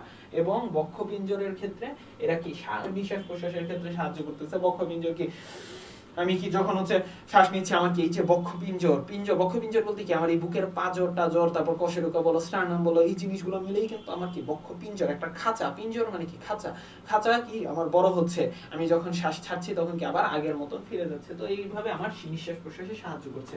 তারপর রোগ প্রতিরোধ, রোগ প্রতিরোধ বলতে অস্থির যে রেটিকুলো এন্ডোথেলিয়াল তন্ত্র আছে, অস্থির রেটিকুলো এন্ডোথেলিয়াল তন্ত্র। এখন রেটিকুলো এন্ডোথেলিয়াল তন্ত্রটা কি ভাইয়া? রেটিকুলো এন্ডোথেলিয়াল তন্ত্র হচ্ছে আমাদের, আমরা কি জানি, ডব্লিউবিসি যেটা মানে শ্বেত রক্তকণিকা, মানব দেহের প্রহরীর মতন কাজ করে। এরা কোন একটা জীবাণু আসলে ফ্যাগোসাইটোসিস প্রক্রিয়ায় তাকে ধ্বংস করে ফেলে। এখন শ্বেত রক্তকণিকার একটা বিশেষ অংশের নাম হচ্ছে, বিশেষ পার্ট, মানে এটাকে কি বলবো, শ্বেত রক্তকণিকার আমি কোথায় লিখবো, ধরো শ্বেত রক্তকণিকার একটা বিশেষ কণিকার নাম কি, মনোসাইট, তাই না? শ্বেত রক্তকণিকার একটা বিশেষ কণিকার নাম হচ্ছে কি আমার মনোসাইট। এই মনোসাইটটা কি রক্তের মধ্যে যেতে থাকে, রক্ত দিয়ে যেতে থাকে, রক্ত দিয়ে যেয়ে একটা স্পেসিফিক টিস্যুতে গিয়ে অবস্থান করে। যখন মনোসাইটটা একটা স্পেসিফিক টিস্যুতে গিয়ে অবস্থান করবে তখন তাকে আমরা কি বলবো, ম্যাক্রোফেজ। এখন এক এক অঙ্গের মধ্যে অবস্থিত ম্যাক্রোফেজের নাম হচ্ছে এক এক রকম। যেরকম ধরো হচ্ছে আমার ল্যাঙ্গারহ্যান্স কোষ, সরি ডেনড্রাইটিক কোষ না, ল্যাঙ্গারহ্যান্স না, সরি, আমার হচ্ছে যদি আমরা লিভারের কথা বলি, লিভারের মধ্যে হচ্ছে কি কাপ্পার কোষ। তারপর হচ্ছে অস্থির মধ্যে অস্টিওক্লাস্ট নামে একটা কোষ আছে, অস্থির মধ্যে অস্টিওক্লাস্ট, সেটাও কি মনোসাইট, এক ধরনের কি মনোসাইট, অস্টিওক্লাস্ট। এই অস্টিওক্লাস্ট, এই যে মনোসাইটগুলো বিভিন্ন টিস্যুতে অবস্থান নিচ্ছে, ম্যাক্রোফেজ অবস্থান হিসেবে অবস্থান নিচ্ছে, এই সবগুলোকে একসাথে আমরা কি বলি, রেটিকুলো এন্ডোথেলিয়াল তন্ত্র। এবং অস্থির মধ্যেও কিন্তু এই ধরনের ম্যাক্রোফেজ জাতীয় কোষ থাকে, বুঝছো। ম্যাক্রোফেজ জাতীয় কোষ থাকার উদ্দেশ্য কি, যে কোনো ধরনের যদি বাইরে থেকে কোনো ধরনের জীবাণু প্রবেশ করে ফ্যাগোসাইটোসিস প্রক্রিয়ায় তাদেরকে ধ্বংস করে দেওয়া। তার মানে কি এরা রোগ প্রতিরোধ ক্ষমতায় কি আমার অংশ নিচ্ছে, ঠিক আছে। তারপর আসো খনিজ লবণ পরিশোষণ। খনিজ লবণ শোষণের সঞ্চয়ের ক্ষেত্রে কি ক্যালসিয়াম, খনিজ লবণ এরা কি ক্যালসিয়াম, তারপর বলো ফসফরাস, ম্যাগনেসিয়াম, এরা কি এগুলো সঞ্চয় করছে, প্রয়োজনে রক্তে সরবরাহ করে। ক্যালসিয়াম, প্রচুর পরিমাণে ক্যালসিয়াম, 98% এর মতো ক্যালসিয়াম কিন্তু এখানে জমা থাকে। এই যে হাড়, আমার যে বডির যে হাড়গুলো আছে, এই যে বলে না যে ক্যালসিয়ামের অভাবে যাদের হচ্ছে, তোমরা দেখবা যেসব অনেক বয়স্ক মানুষ যারা আছে, বয়স্ক মানুষরা ক্যালসিয়াম একটা বাইরে থেকে দোকান থেকে কিনে ক্যালসিয়াম জাতীয় ওষুধগুলা খায়। কারণ কি তাদের হাড়গুলা কি প্রচন্ড মানে দুর্বল, তাদের হাড়গুলা ভেঙে যেতে, হাড়ের শক্তি যোগায় কিন্তু এই ক্যালসিয়াম জাতীয় ও লবণগুলো, ঠিক আছে। তার মানে কি ক্যালসিয়াম, ফসফরাস থাকে এটার মধ্যে, ম্যাগনেসিয়াম থাকে, এরা সঞ্চয় করে। এবং যখন রক্তের প্লাজমার মধ্যে কিন্তু কি বিভিন্ন ধরনের খনিজ লবণ বিভিন্ন লেভেলে আছে, একটা নির্দিষ্ট লেভেল পর্যন্ত আছে। তো ক্যালসিয়ামের লেভেল যদি রক্তে কমে যায়, তখন কখনো যদি রক্তে ক্যালসিয়ামের লেভেল কমে যাওয়া কিন্তু মারাত্মক ক্ষতিকর, তখন এটা কি হার্টের উপর মারাত্মক ক্ষতিকর প্রভাব ফেলে, বুঝতে পারছো। তো ক্যালসিয়ামের লেভেল কিন্তু কমতে দেওয়া যাবে না। সেই ক্ষেত্রে আমার তখন অস্থি প্রয়োজনে রক্তের মধ্যে, ওই অস্থির মধ্যে প্রচুর পরিমাণে ক্যালসিয়াম তো জমা আছে, তো অস্থি তো যখন রক্তের মধ্যে প্রয়োজন হয়, অস্থি কিছু ক্যালসিয়াম নিজের জায়গা থেকে ছেড়ে দেয়। তারপর চাপ আয়নিক সমতা রক্ষা করে, দেহের অভ্যন্তরীণ চাপ নিয়ন্ত্রণ, আয়নিক সমতা তো আমি বলছি, যখন ক্যালসিয়াম কমে যাবে বা ফসফরাস, ম্যাগনেসিয়াম এগুলো কোনো একটা কমে যাবে, তখন এরা হচ্ছে কি অস্থিসমূহ কাজ করবে। তারপর হরমোনাল নিয়ন্ত্রণ আছে কিছু। হরমোনাল নিয়ন্ত্রণ বলতে অস্থির যে কোষ আছে, অস্থির কোষ থেকে আমার কি অস্টিওক্যালসিন নামক হচ্ছে তোমার এক ধরনের হরমোন ক্ষরণ হবে। এই অস্টিওক্যালসিনের কাজটা কি বলতো ভাই? অস্টিওক্যালসিনের কাজ হচ্ছে রক্তের মধ্যে আমার যে গ্লুকোজ বা চিনির পরিমাণ আর চর্বির পরিমাণ আছে, চিনি আর চর্বির পরিমাণটাই এই অস্টিওক্যালসিন হরমোনটা কি নিয়ন্ত্রণ করে। দেখো অস্টিওক্যালসিন এর নাম শুনেই বোঝা যাচ্ছে এটা অস্থি থেকে নির্গত হবে। অস্টিও মানে কি, অস্টিও যেটার সাথে যুক্ত আছে বুঝবা সেটা হচ্ছে অস্থির সাথে রিলেটেড। আর কন্ড্রো, কন্ড্রো যেটার সাথে যুক্ত থাকবে, কন্ড্রো, কন্ড্রো যেটার সাথে যুক্ত থাকবে বুঝবা সেটা হচ্ছে তরুণাস্থির সাথে রিলেটেড। আর অস্টিও যেটার সাথে যুক্ত থাকবে বুঝবা সেটা হচ্ছে কি অস্থির সাথে রিলেটেড। তার মানে অস্টিওক্যালসিন কোথা থেকে বের হবে, অস্থির কোষ থেকে বের হবে, এবং তাদের কাজ কি হবে, চিনি আর চর্বির পরিমাণ কি নিয়ন্ত্রণ করা। তারপর কি এরা রাসায়নিক শক্তি হিসেবে কাজ করে। মানুষের বয়স বাড়ার সাথে সাথে, এই যে আমি কিন্তু এই কথাটা বলছি, মানুষের যত বয়স বাড়তে থাকে তত কিন্তু লোহিত অস্থিমজ্জাগুলো কিসে পরিণত হতে থাকে, পীত অস্থিমজ্জায়। লোহিত অস্থিমজ্জাগুলো কিন্তু কি পীত অস্থিমজ্জায় রূপান্তরিত হতে পারে। এই পীত অস্থিমজ্জায় কিন্তু আর লোহিত রক্তকণিকা বা আরবিসি, ডব্লিউবিসি কোনো ধরনের রক্তকণিকা কি তৈরি করতে পারে না। কিন্তু এই পীত অস্থিমজ্জার মধ্যে প্রচুর পরিমাণে অ্যাডিপোজ কোষ থাকে। অ্যাডিপোজ কোষ জিনিসটা কি, অ্যাডিপোজ কোষ হচ্ছে এমন এক ধরনের কোষ যেই কোষটা প্রচুর পরিমাণে স্নেহ জাতীয় পদার্থ সঞ্চয় করে রাখে, বুঝছো। অ্যাডিপোজ কোষগুলো হলো হলুদ রঙের দেখতে, এরা কারণ প্রচুর পরিমাণে লিপিড এরা সঞ্চয় করে রাখে। তো লিপিড সঞ্চয় করে রাখার কারণে এদেরকে হচ্ছে তোমার এটা কি বলবো, এটা দেখতে কিছুটা হলুদ বর্ণের ইয়েলোইশ টাইপের হয়, বুঝছো, ইয়েলো বোন ম্যারো। এই কারণে আর কি রাসায়নিক শক্তির, এবং যখন হচ্ছে তোমার দেহের শক্তির প্রয়োজন হবে এই অ্যাডিপোজ কোষের মধ্যে যে লিপিডটা থাকে, দেহের শক্তির সময় এই লিপিডটা ভেঙে তখন হচ্ছে কি, ওই যে আমরা বলছিলাম গ্লুকোনিওজেনেসিস প্রক্রিয়া, তোমাদের মনে আছে কিনা, পরিপাকতন্ত্র, সেখানে তোমার প্রয়োজনীয় শক্তিটা কি লিপিডটা ভাঙবে, ভাঙার পরে এরা কি একটা রিজার্ভয়ার হিসেবে কাজ করে, মানে আধার, শক্তির একটা আধার হিসেবে কাজ করে। তার মানে কি রাসায়নিক শক্তির আধার হিসেবে কি এরা কাজ করতে পারে। ঠিক আছে, তারপরে আসো আমাদের পরের স্লাইডটাতে যাই। কঙ্কালতন্ত্রের উপাদানটা কি? কঙ্কালতন্ত্রের উপাদান বলতে গেলে, কঙ্কালতন্ত্র আমরা প্রধান সহজ বাংলা মানে বাংলা ভাষায় বলতে গেলে কঙ্কালতন্ত্রে 5টা, এটা আমাদের আসলে মুখস্থ করা কিছু নেই। কঙ্কালতন্ত্রে 5টা জিনিস আছে। কঙ্কালতন্ত্রে 5টা জিনিস কি, আমার অস্থি আছে অবশ্যই, অস্থি ছাড়া তো আর হবে না, অস্থি আছে। তারপর হচ্ছে তোমার আমার অস্থির পরে তরুণাস্থি আছে, অস্থি তরুণাস্থি এগুলো হচ্ছে একদম থাকতেই হবে। এখন শুধু তো অস্থি থাকলেই হবে না, অস্থি একটা অস্থি আরেকটা অস্থির সাথে তো সংযুক্ত থাকতে হবে। আবার তার মানে কি, অস্থি তো অস্থি আর অস্থির মধ্যে সংযোগ করে কে, লিগামেন্ট। তারপর হচ্ছে তোমার আরো থাকতে হবে, যেমন হচ্ছে অস্থির সাথে আরেক পেশির যে একটা সংযোগ থাকা লাগবে, না হলে কি অস্থি আমি নড়াচড়া করতে পারবো না। তাহলে অস্থির সাথে আমার পেশির সংযোগটা কে করছে, অস্থির সাথে আমার পেশির সংযোগটা করছে কিন্তু কে, আমার টেন্ডন। ঠিক আছে, টেন্ডন কি আমার অস্থির সাথে পেশি সংযোগ করছে। আবার একটা অস্থি আরেকটা অস্থির সাথে সংযুক্ত হচ্ছে যেই অনেকগুলা জিনিসের একটা মিশ্রণের মাধ্যমে, মানে অনেকগুলা জিনিস মিলে, লিগামেন্ট থাকবে, লিগামেন্ট আছে, টেন্ডন আছে, তরুণাস্থি আছে, এই সবগুলা দুইটা অস্থি। ধর আমি এই যে আমার এখানে হিউমেরাস, এখানে এই যে মাঝখানের জায়গাটা, এখানে কি আমার এটাকে কনুই বলি, তাই না, কনুই বলি। এখানে কি একটা সন্ধি তৈরি হয়েছে, কিন্তু এইদিকে একটা হাড় আছে, এইদিকে একটা হাড় আছে, মাঝখানে কি একটা অস্থি সন্ধি তৈরি হয়েছে। এই অস্থি সন্ধি থাকার কারণে কি একটা অস্থির সাথে আরেকটা অস্থির সম্পর্ক আছে। ঠিক আছে, সুতরাং অস্থি সন্ধিও কিন্তু কি একটা গুরুত্বপূর্ণ অংশ। অস্থি তো কথা আমরা পড়ছি, কোমলাস্থি পড়ছি। কোমলাস্থিটা কি, কোমলাস্থি বা তরুণাস্থি কথা একটাই। কোমলাস্থি বা কোমলাস্থি হচ্ছে কঙ্কালতন্ত্রে অবস্থিত এক ধরনের দৃঢ় অথচ নমনীয় যোজক টিস্যু। দৃঢ় অথচ নমনীয় বলতে কি বোঝাচ্ছে, দৃঢ় অথচ নমনীয় বলতে বোঝাচ্ছে তোমার এই যে তরুণাস্থিটা আছে, তরুণাস্থিটা হচ্ছে তোমার মানে এরা সহজে তোমার ভাঙবে না, বাট ফ্লেক্সিবল। তোমার ফ্লেক্সিবল ওয়ার্ডটা তো পড়েছো। ধরো এই জিনিসটা কি ফ্লেক্সিবল, এই জিনিসটা ফ্লেক্সিবল না, এটাকে কি আমি সহজে হচ্ছে বাঁকাতে পারছি না। যে জিনিসটাকে বাঁকানো যাবে, করা যাবে, বাঁকানো যাবে সহজে, তারপর তাকে নির্দিষ্ট বিভিন্ন আকার আকৃতিতে দেওয়া যাবে, সেই জিনিসগুলোই কি নমনীয়। তার মানে এরা নমনীয় কিন্তু দৃঢ় মানে কি সহজে এরা ভাঙবে না। ঠিক আছে, তো যোজক টিস্যু, এই টিস্যুতে কন্ড্রিন, এটা আসলে কন্ড্রিন হওয়ার কথা, কন্ড্রিন নামক হচ্ছে ঈষদচ্ছ স্থিতিস্থাপক ম্যাট্রিক্স। ম্যাট্রিক্স মানে কি, ম্যাট্রিক্স মানে হচ্ছে তোমার যেই জায়গাটার মধ্যে তরুণাস্থির কোষগুলা ভাসমান অবস্থায় থাকে। ধরো আমরা কি সাইটোপ্লাজমের মধ্যে আমরা কি করছিলাম, ধরো একটা কোষ, এই কোষের মধ্যে প্রচুর সাইটোপ্লাজম থাকে না, সাইটোপ্লাজমের মধ্যে কি আমার বিভিন্ন অঙ্গাণুগুলা ভাসমান অবস্থায় ছিল। ঠিক একইভাবে এগুলো হচ্ছে ধরো এই ম্যাট্রিক্সটাও হচ্ছে কি একটা সাইটোপ্লাজমের মতন, ওইখানেই হচ্ছে আমার কি অস্থির কোষগুলা কি সাজানো থাকে।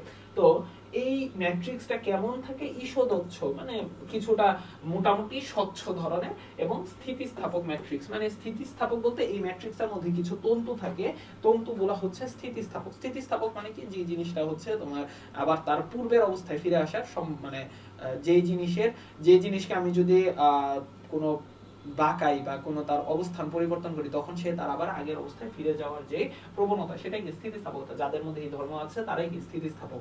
এবং তরুণাস্থি কোষগুলো কি আমার ইতস্তত ভাবে ছড়ানো ছিটানো থাকে। আর লিগামেন্টটা কি? লিগামেন্ট বা অস্থিবন্ধনী হচ্ছে ঘন শ্বেত বর্ণের তন্তুময়, শ্বেত বর্ণের, এরা কি ঘন এবং সাদা বর্ণের তন্তুময় ও স্থিতিস্থাপক বন্ধনী, যা দিয়ে একটি অস্থি অন্য একটি অস্থির সাথে কি আমার সংযুক্ত থাকছে। এই লিগামেন্ট গুলা হচ্ছে হলোকে ঘন থাকবে, শ্বেত বর্ণের তন্তুময় এবং স্থিতিস্থাপক বন্ধনী। শ্বেত বর্ণের লিগামেন্ট গুলা একটা অস্থির সাথে, তার মানে লিগামেন্টের কাজ কি? অস্থির সাথে অস্থির সংযোগ করে।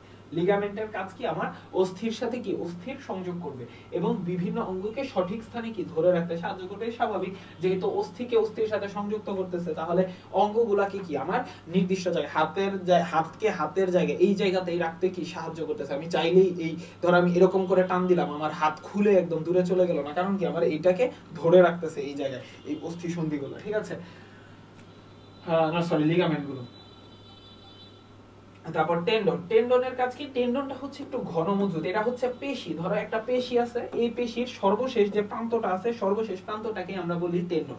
এই টেন্ডন দিয়ে পেশিটা হচ্ছে অস্থির সাথে যুক্ত থাকে, বুঝছো?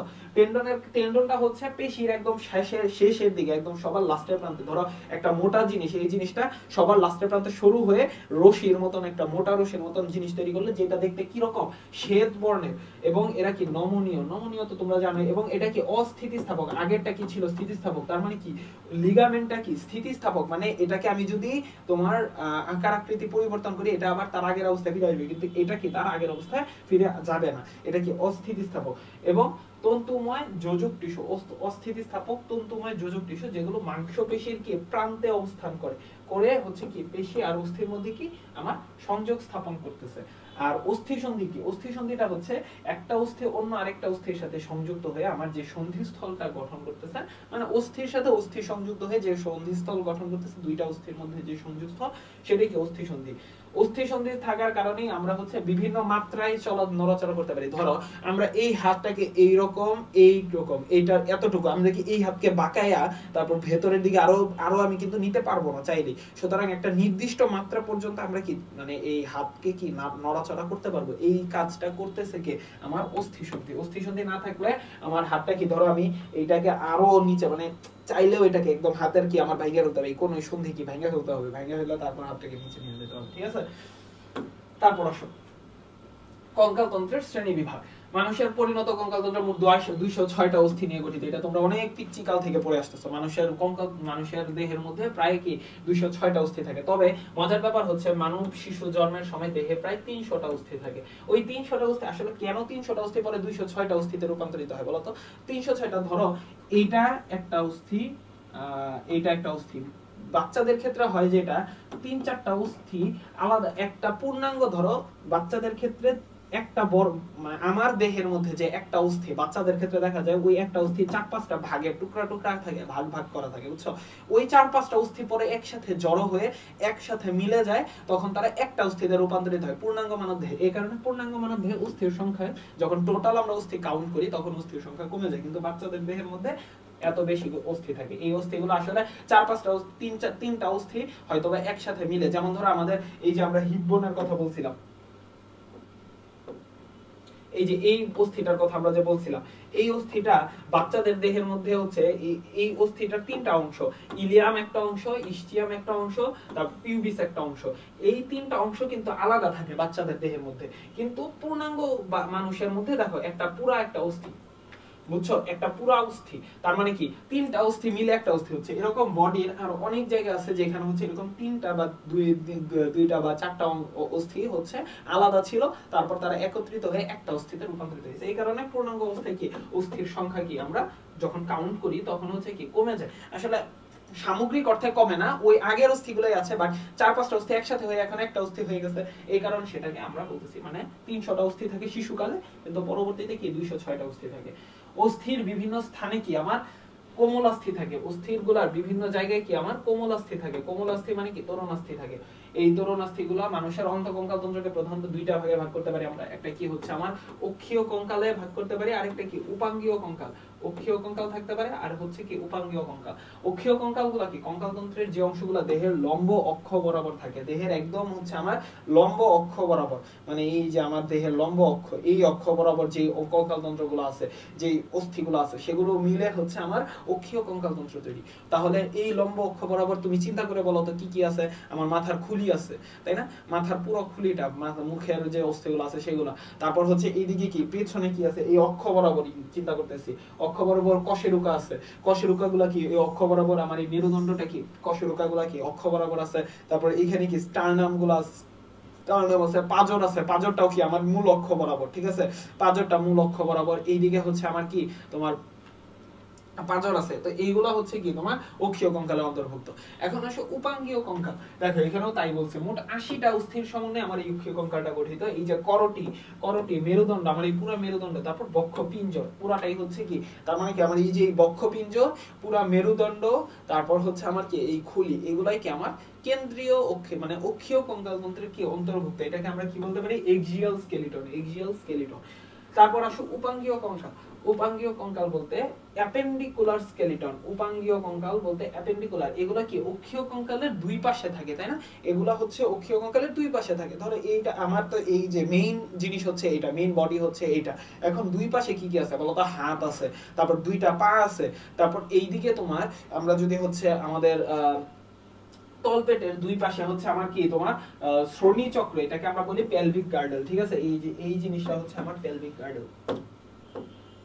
এই যে এই জিনিসটা টোটালটা হচ্ছে আমার কি পেলভিক গার্ডেল। এটা কি দেখো, এই জিনিসটা হচ্ছে আমার দেহের মূল অক্ষ। মূল অক্ষের দুই পাশে কি এই যে এই দুইটা মিলে মাঝখানে একটা খাঁচার মতন করছে, বুঝছো? মাঝখানে একটা গর্তের মতন হইছে। এই জায়গাগুলোতেই তোমার কিন্তু হচ্ছে আমার মূত্রথলি, তারপর হচ্ছে মলাশয়, তারপর মহিলাদের ক্ষেত্রে হচ্ছে জরায়ু, এই জায়গাটাতেই কিন্তু কি আমার থাকে। বুঝতে পারছো?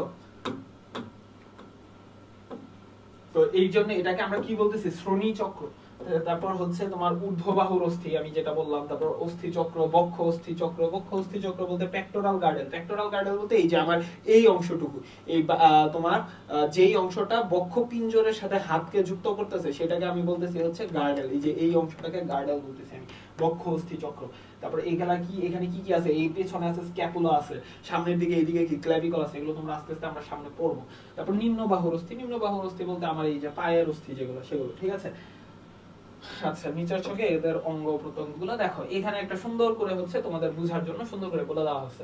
অক্ষীয় কঙ্কাল কয়টা? 80টা। 206টা অস্থির মধ্যে তুমি যদি হচ্ছে মনে রাখো অক্ষীয় কঙ্কাল যদি 80টা থাকে, তাহলে 206 থেকে তুমি বাদ দাও, বাকি যতগুলো আছে সবগুলোই কি আমার উপাঙ্গীয় কঙ্কাল। তার মানে দেহের মধ্যে কি আমার উপাঙ্গীয় কঙ্কালের সংখ্যাই কি বেশি। তারপর অক্ষীয় কঙ্কাল কোনগুলো ছিল? করটি ছিল, করটির মধ্যে মেরুদণ্ড ছিল, তারপর হচ্ছে বক্ষপিঞ্জর ছিল। করটির মধ্যে কি কি ছিল? করটিকা। করটিকা কতটুকু? করটিকা হচ্ছে জাস্ট হচ্ছে আমার তোমার ধরো হচ্ছে কতটুকু বলবো, মাথার উপরের যে অংশটুকু, ধরো এইখান থেকে আমার ফেস এতটুকু কি আমার মুখমণ্ডল। মুখমণ্ডলের বাদ দিলে বাকি যতটুকু অংশ থাকে সবটুকুই হচ্ছে আমার কি করটিকা। এই পুরাটাই কি আমার করটি, এই পুরাটাই আমার করটি। এখন এতটুকু কি আমার মুখ, এই মুখটা বাদ দিলে যা থাকে বাকি সবটুকুই কি আমার করটিকা। তারপর মুখমণ্ডলীয় করোনাস্থি। করোনাস্থি, করোনাস্থি মানে কানের মধ্যে তোমার কি তিনটা অস্থি আছে, আমি বলছি কিন্তু ম্যালিয়াস, ইনকাস, স্ট্যাপিস, এটা কি মধ্যকর্ণে থাকে। এগুলা এইটাও কিন্তু হচ্ছে তোমার এই মাথার মধ্যে, এই করটির মধ্যেই অবস্থান করে, বুঝছো? এই এই কানটা কি মাথার মধ্যে না, করটির মধ্যে না, সুতরাং কি ভেতরের দিকে কি মধ্যকর্ণ আছে, ওইটা কি করটির মধ্যেই পড়বে। হাইওয়েড বোন, হাইওয়েড বোনকে হচ্ছে করটির মধ্যে আসলে ওইভাবে মোটা থাকে ফেলা যায় না। হাইওয়েড বোনটা হচ্ছে তোমার অনেক এই দিকে অবস্থিত, বুঝছো? হাইওয়েড বোনটা হচ্ছে এই যে এই দিকে অবস্থিত, এইদিকে ছোট একটা তোমার কলা ইয়ার মতন অবস্থিত, এটা হচ্ছে আমার কি হাইওয়েড বোন, ঠিক আছে? তারপর আসো মেরুদণ্ড। মেরুদণ্ডের মধ্যে হচ্ছে তোমার সার্ভাইকাল আছে। সার্ভাইকাল বলতে আমার ঘাড়। মেরুদণ্ড বলতে এই যে আমার এইখান থেকে শুরু করে, আমি দেখাচ্ছি পেছন থেকে, এইখান থেকে শুরু করে আমার একদম এই পর্যন্ত, নিচ পর্যন্ত। তোমরা মেরুদণ্ড তো চিনোই। এইখানে এর মধ্যে ঘাড়ের অংশটুকু, ধরো আমরা এতটুকু কি বলি, মাথার এইখানে এটা হচ্ছে শেষ, এইখানে এতটুকু অংশ হচ্ছে ঘাড়, এইটাকে আমরা বলতেছি সার্ভাইকাল। সার্ভাইকাল বা রিজিয়ন। এটার মধ্যে কয়টা থাকতেছে? 7টা। দেখছো দন্তার সাথে সা আর দন্তার সাথে সাত, তারপর থোরাসিক, থোরাসিক কয়টা থাকবে 12টা। থোরাসিক বলতে কি, থোরাসিক বলতে আমরা বুঝাচ্ছি বক্ষীয় বক্ষপিঞ্জর। মানুষের পাঁজর কয়টা 12 দুগুণে 12, 12 24টা না, সুতরাং 12টা যেহেতু তোমার পাঁজর থাকবে, সুতরাং 12টা কি থাকবে বলতো, 12টা কি থোরাসিক ভার্টিব্রা বা থোরাসিক কশেরুকা থাকবে। তারপর লাম্বার, লাম্বারটা হচ্ছে এটা আমার থোরাসিকের পরেই থাকবে লাম্বার, লাম্বার রিজিয়নে। তারপর হচ্ছে স্যাক্রাম, একটা স্যাক্রাম থাকবে। স্যাক্রাম কোনটা দেখি তো, স্যাক্রাম এই যে দেখো, এটা হচ্ছে আমার কি স্যাক্রাম, এটা হচ্ছে আমার স্যাক্রাম। এই যে এই অংশটা আমার কি স্যাক্রাম। এই স্যাক্রামের নিচে ছোট একটা পিচ্চি করে একটা অংশ থাকে, ওইটারে বলে কক্কিক্স। কক্কিক্সটা খুব একটা বেশি ভালো করে বোঝা যায় না, খুবই ছোট, কারণ কক্কিক্স মাত্র কয়টা থাকে, এক মানে কক্কিক্স হচ্ছে আসলে 3টা মিলে কশরকা মিলে একটা হয়ে গেছে, বুঝছো, এই কারণে এটাকে আমরা কক্কিক্স, ছোট, খুবই ছোট। এটা যদি হাতে নিয়ে দেখো, হাতের এতটুকু হবে না, খুবই ছোট, বুঝছো। তো এটা হচ্ছে কক্কিক্স। তারপর আসো বক্ষপিঞ্জর। বক্ষপিঞ্জর হচ্ছে আমার বুকের খাঁচা, যেটা বুকের খাঁচা, আমি শ্বাস প্রশ্বাস নেওয়ার সময় যেই জিনিসটা বাড়তেছে ছোট হইতেছে, এটাই হচ্ছে আমার বক্ষপিঞ্জর। বক্ষপিঞ্জরের মধ্যে কি কি থাকতেছে, পাঁজর, পাঁজর 24টা, এটা তোমরা ছোটবেলা পিচ্চিকাল থেকেই পড়তেছো। এই পাশে 12টা, এই পাশে 12টা, দুই পাশে 12 জোড়া মিলে হচ্ছে 12 12 24টা। তারপর স্টারনাম, স্টারনাম হচ্ছে একটাই, কারণ কি স্টারনাম হচ্ছে বুকের মাঝখান বরাবর একটাই অবস্থিত, বুঝতে পারছো। তারপর বক্ষ অস্থি চক্র। বক্ষ অস্থি চক্র বলতে আমার এই বুকের সাথে হাতের সংযোগ সাধন করতেছে যে অস্থি চক্রটা, সেটাকে আমরা বলতেছি কি বক্ষ অস্থি চক্র। বক্ষ অস্থি চক্রটা কি কি আছে, স্ক্যাপুলা আছে, ক্ল্যাভিকল আছে। স্ক্যাপুলা কোনটা, ক্ল্যাভিকল কোনটা, এই যে ভাই দেখো, এটা হচ্ছে আমার এই যে পেছনে তোমার বডির এই ধরো পেছনের দিকে হাত দিবা যখন, তখন এই দিকে একটা হাড় অনুভব করতেছ না, এইটাই হচ্ছে কি আমার স্ক্যাপুলা। তারপর হচ্ছে এই যে দেখো, তুমি এই যে এই জায়গাটাতে যদি হাত দাও, এই জায়গাটাতে যদি হাত দাও, একটা হাড় আছে এই জায়গাটা, এই যে ধরো এই যে এই জায়গাটা যে একটা হাড় আছে, এই হাড়টাকে কি বলতেছি আমরা, ক্ল্যাভিকল, ঠিক আছে। এটা ক্ল্যাভিকল, আর পেছনে এটার কি পেছনের অংশটা স্ক্যাপুলা। এই ক্ল্যাভিকল আর স্ক্যাপুলা কয়টা আছে, এক সাইডে আছে 2টা, তাহলে মোট কয়টা আছে 4টা, ঠিক আছে। তার মানে কি বক্ষ অস্থি চক্র কয়টা দিয়ে তৈরি, বক্ষ অস্থি চক্র আমার কি 4টা থাকবে, স্ক্যাপুলা 2টা, ক্ল্যাভিকল 2টা। তারপর হাতের মধ্যে আসো, হাতের মধ্যে হচ্ছে বাহু। বাহু বলতে উপরে একটা হিউমেরাস আছে 2টা, হিউমেরাস এইখানে একটা, টোটাল আছে 2টা। তারপর রেডিয়াস, রেডিয়াস কয়টা আছে, রেডিয়াস এইখানে একটা, রেডিয়াস হচ্ছে তোমার এই সাইডে অবস্থিত, বুঝছো। রেডিয়াসটা সব সময় হাতের এই সাইডে অবস্থিত। আর ভেতরের দিকে কি আলনা, এটা মনে রাখবা কিভাবে, আলনা কোথায় থাকে, আলনা ঘরের ভেতরে থাকে, আলনা কিন্তু ঘরের বাইরে থাকে না, আলনা সবসময় ঘরের ভেতরে থাকে। তার মানে ভেতরের দিকে থাকবে কোনটা, ভেতরের দিকে থাকবে হচ্ছে কি আমার আলনা। তারপর হচ্ছে আর বাইরের দিকে থাকবে রেডিয়াস, রেডিয়াসটা বাইরের দিকে। আসো আমরা চিত্র দিয়ে একটু দেখিয়ে ফেলি। এই যে দেখো, ভেতরের দিকে আছে হচ্ছে আমার আলনা, আর বাইরের দিকে আছে কি আমার রেডিয়াস। বাইরের দিকে রেডিয়াস, এই ভেতরের দিকে হচ্ছে আমার কি আলনাটা, ঠিক আছে। তারপর আসো, তারপর কার্পাল অস্থি। কার্পাল বলতে তোমার এখানে আমার তালুর মানে হাতের যে তালু আছে, এইখানে হচ্ছে তোমার কার্পাল আছে, মেটাকার্পাল আছে। কার্পাল মেটাকার্পাল এই দুইটাই হলো হাতের তালু তৈরি করে। হাতের যে আমার তালুটা আছে, এই তালুর মধ্যে তোমরা এই যে এইখানে ধরলে বুঝতে পারবা ভালো করে, হাড়গুলা বোঝা যাচ্ছে না, হাড়গুলা কিন্তু এই যে এই জায়গাগুলোতে ধরলে বোঝা যায়, যে এই অংশটুকু যে হাড়গুলা দিয়ে তৈরি, এই অংশটুকু সেগুলাই হচ্ছে কার্পাল মেটাকার্পাল দিয়ে তৈরি। তারপর আমাদের আঙ্গুলগুলা যে অস্থিগুলা দিয়ে তৈরি, সেগুলাকে আমরা কি বলতেছি, এই যে আঙ্গুল যেগুলা বের হয়ে গেছে, এই যে পুরো আঙ্গুলটা, তারপর এই পুরো আঙ্গুলটা, এগুলা কি ফ্যালাঞ্জেস, এগুলো ফ্যালাঞ্জেস দিয়ে তৈরি। টোটাল এই হাতে আছে 14টা ফ্যালাঞ্জেস, এই হাতে আছে 14টা ফ্যালাঞ্জেস। 14টা ফ্যালাঞ্জেস আমি আবার বোঝাই দেই, এই বুড়ো আঙ্গুলে আছে তোমার দেখো, এখানে কি একটা গিরা, আমরা এটা কি বলি, তোমরা এই আঙ্গুলে আমরা কর গুনি না, আঙ্গুলে এরকম এরকম প্রত্যেকটা করই হচ্ছে একটা করে ইয়া, যেমন এইখানে কি একটা, এইখানে একটা, এখানে একটা, 2টা মিলে হচ্ছে তোমার এইখানে আছে কি 2টা। তারপর তুমি তোমার হাত দেখলেই বুঝা যাবে কয়টা ফ্যালাঞ্জেস, তুমি কিন্তু ফ্যালাঞ্জেসের সংখ্যা যদি তোমার মাথায়ও না থাকে, তাও কিন্তু এটা দেখে বুঝা যাবে। দেখো এইখানে একটা, এইখানে একটা, তারপর এইখানে কয়টা গিরা কর আছে, 2টা কর, তার মানে কি একটা, 2টা, 3টা আমার এখানে অস্থি। তারপর এখানে 3টাও, এখানে 3টা, এখানে 3টা, তার মানে কি 3 3 6 3 9 3 12, আর এখানে কয়টা 2টা, 12 দুগুণ 12 আর 2 কত 14, আর এই হাতেও কয়টা 14টা, তার মানে 14 কয়টা আমার টোটাল কয়টা আছে 28টা, ঠিক আছে। তারপর আসো শ্রোণীচক্র। শ্রোণীচক্র কি করে, শ্রোণীচক্র হচ্ছে আমার যে হচ্ছে এই মেরুদণ্ড আছে, মেরুদণ্ডের সাথে পায়ের সংযোগ সাধন করে, পাকে সংযোগ দেয়। এরা হচ্ছে এটাকে কি বলে, হিপ বোন বা ইনোমিনেট। হিপ বোন কয়টা আছে, এই সাইডে একটা হিপ বোন আছে, এই সাইডে আমি কিন্তু দেখাইছি দুই সাইডে 2টা হিপ বোন আছে, ইনোমিনেট বা হিপ বোন। তারপর পায়ের ক্ষেত্রে আসো ফিমার। ফিমার তো হচ্ছে আমার পায়ের মধ্যে এখানে দেখাই,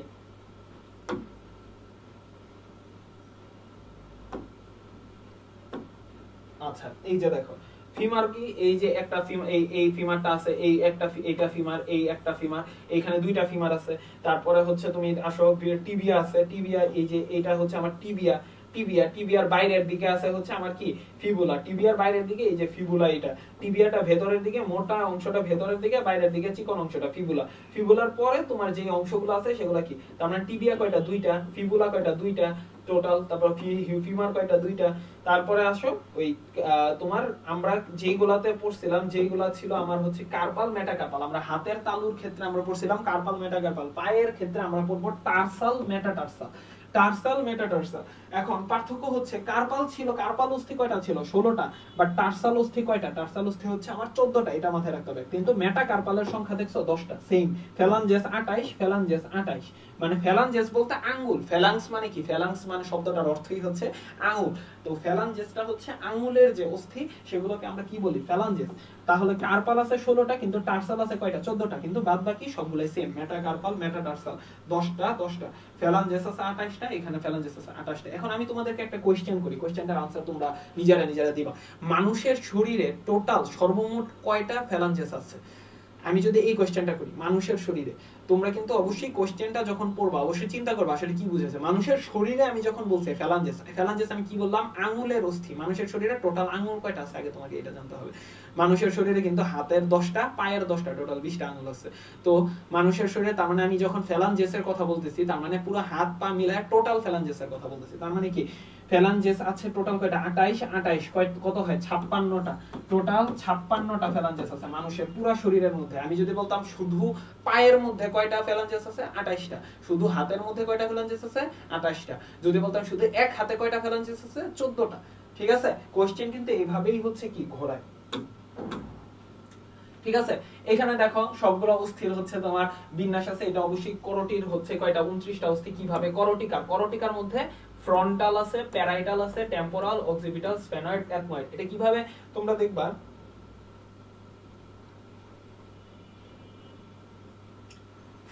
ফ্রন্টাল অস্থি আমরা এই অস্থিগুলো নিয়ে আলাদা আলাদা করে পড়বো। আমি জাস্ট তোমাদেরকে বলি ফ্রন্টাল মানে হচ্ছে কপাল, এই যে আমার মাথার যে সামনের যে অংশটা এটাই হচ্ছে আমার ফ্রন্টাল, বুঝছো, ফ্রন্টাল। তারপর প্যারাইটাল, দুই পাশে হচ্ছে আমার কি প্যারাইটাল, এই যে এটা হচ্ছে প্যারাইটাল। তারপর অক্সিপিটাল হচ্ছে মাথার যে পেছনের অংশটা আছে না, এইটা হচ্ছে আমার কি অক্সিপিটাল। আর স্ফেনয়েড, টেম্পোরালটা হচ্ছে আমার কানের উপরের যেই অস্থির অংশটা আছে সেই অংশটাই হচ্ছে টেম্পোরাল। প্যারাইটালের মধ্যে কিন্তু কনফিউশন হওয়া যাবে না। প্যারাইটাল হচ্ছে মাথার এই যে বড় হয়ে রয়েছে দুইটা অংশ না, এই যে এই দুই সাইডটা, এই দুই সাইডে হচ্ছে আমার প্যারাইটাল অস্থি, এতটুকু অংশ হচ্ছে আমার প্যারাইটাল অস্থি। আর কানের ঠিক উপর বরাবর আমার একটা অস্থি আছে, এটাকে আমি বলতেছি হলো টেম্পোরাল অস্থি। ঠিক আছে, আর স্ফেনয়েড অস্থি, এথময়েড অস্থি এগুলো একটু ভেতরের দিকে থাকে। এইগুলা সবগুলাই কি একটা একটা করে। আর তুমি দেখো, তুমি কিন্তু চিন্তা করলে ফ্রন্টাল কি কপাল কয়টা মানুষের, একটা। সুতরাং কি ফ্রন্টাল কয়টা থাকবে, একটা। প্যারাইটাল দুই সাইডে প্যারাইটাল আছে। টেম্পোরাল, কান কয়টা আছে, দুইটা। কানের উপরে কি দুইটা আছে, তার মানে টেম্পোরাল দুইটা আছে। অক্সিপিটাল, মাথার পিছনের সাইড কি একটাই আছে, তার মানে কি অক্সিপিটাল একটাই থাকবে, আর বাদ বাকি সবগুলো একটা। ঠিক আছে, এটা কিন্তু মনে রাখা খুবই সহজ। এরপরে এইখানে আসো মুখমণ্ডলীয় অস্থিগুলা কিভাবে মনে রাখবে। মুখমণ্ডলীয় অস্থিগুলা তোমরা একটা ছন্দ দিয়ে মনে রাখতে পারো। ছন্দটা হচ্ছে আমি কোন দিকে লিখবো, ছন্দটা এদিকে লিখি। কি বলো, মামার জানালায়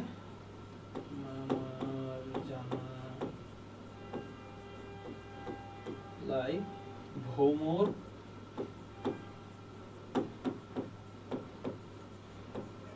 পালায়। তোমরা হয়তো অনেকে এটা জানো, মামার জানালায় ভ্রমর পালায়। মতে কি, মতে হচ্ছে তোমার এই যে ম্যাক্সিলা। ঠিক আছে, মতে ম্যাক্সিলা। পরের মামার ময়ের কি, সেকেন্ড মতে হচ্ছে ম্যান্ডিবল। তারপর বর্গীয় জতে কি, বর্গীয় জতে হচ্ছে জাইগোমেটিক অস্থি। তারপর দন্তার নতে কি, দন্তার নতে হচ্ছে কি আমার নেজাল অস্থি। তারপর লতে কি, লতে হচ্ছে কি আমার ল্যাক্রিমাল অস্থি। তারপর ইতে জানালাই বলছিলাম, তার মানে কি ইতে কি, ইতে রস্যইতে কি, রস্যইতে হচ্ছে ইনফেরিয়র নেজাল কঙ্কা। তারপর ভ্রমরে কি, ভ্রমরে হচ্ছে আমার ভ্রমার অস্থি। পালায়ে কি, পালায়ে হচ্ছে আমার কি প্যালাটাইন অস্থি। এটা কিন্তু সহজে মনে রাখা যায় যে মামার জানালাই ভ্রমর পালায়। আমি আর একটু সুন্দর করে লিখে দেই, মামার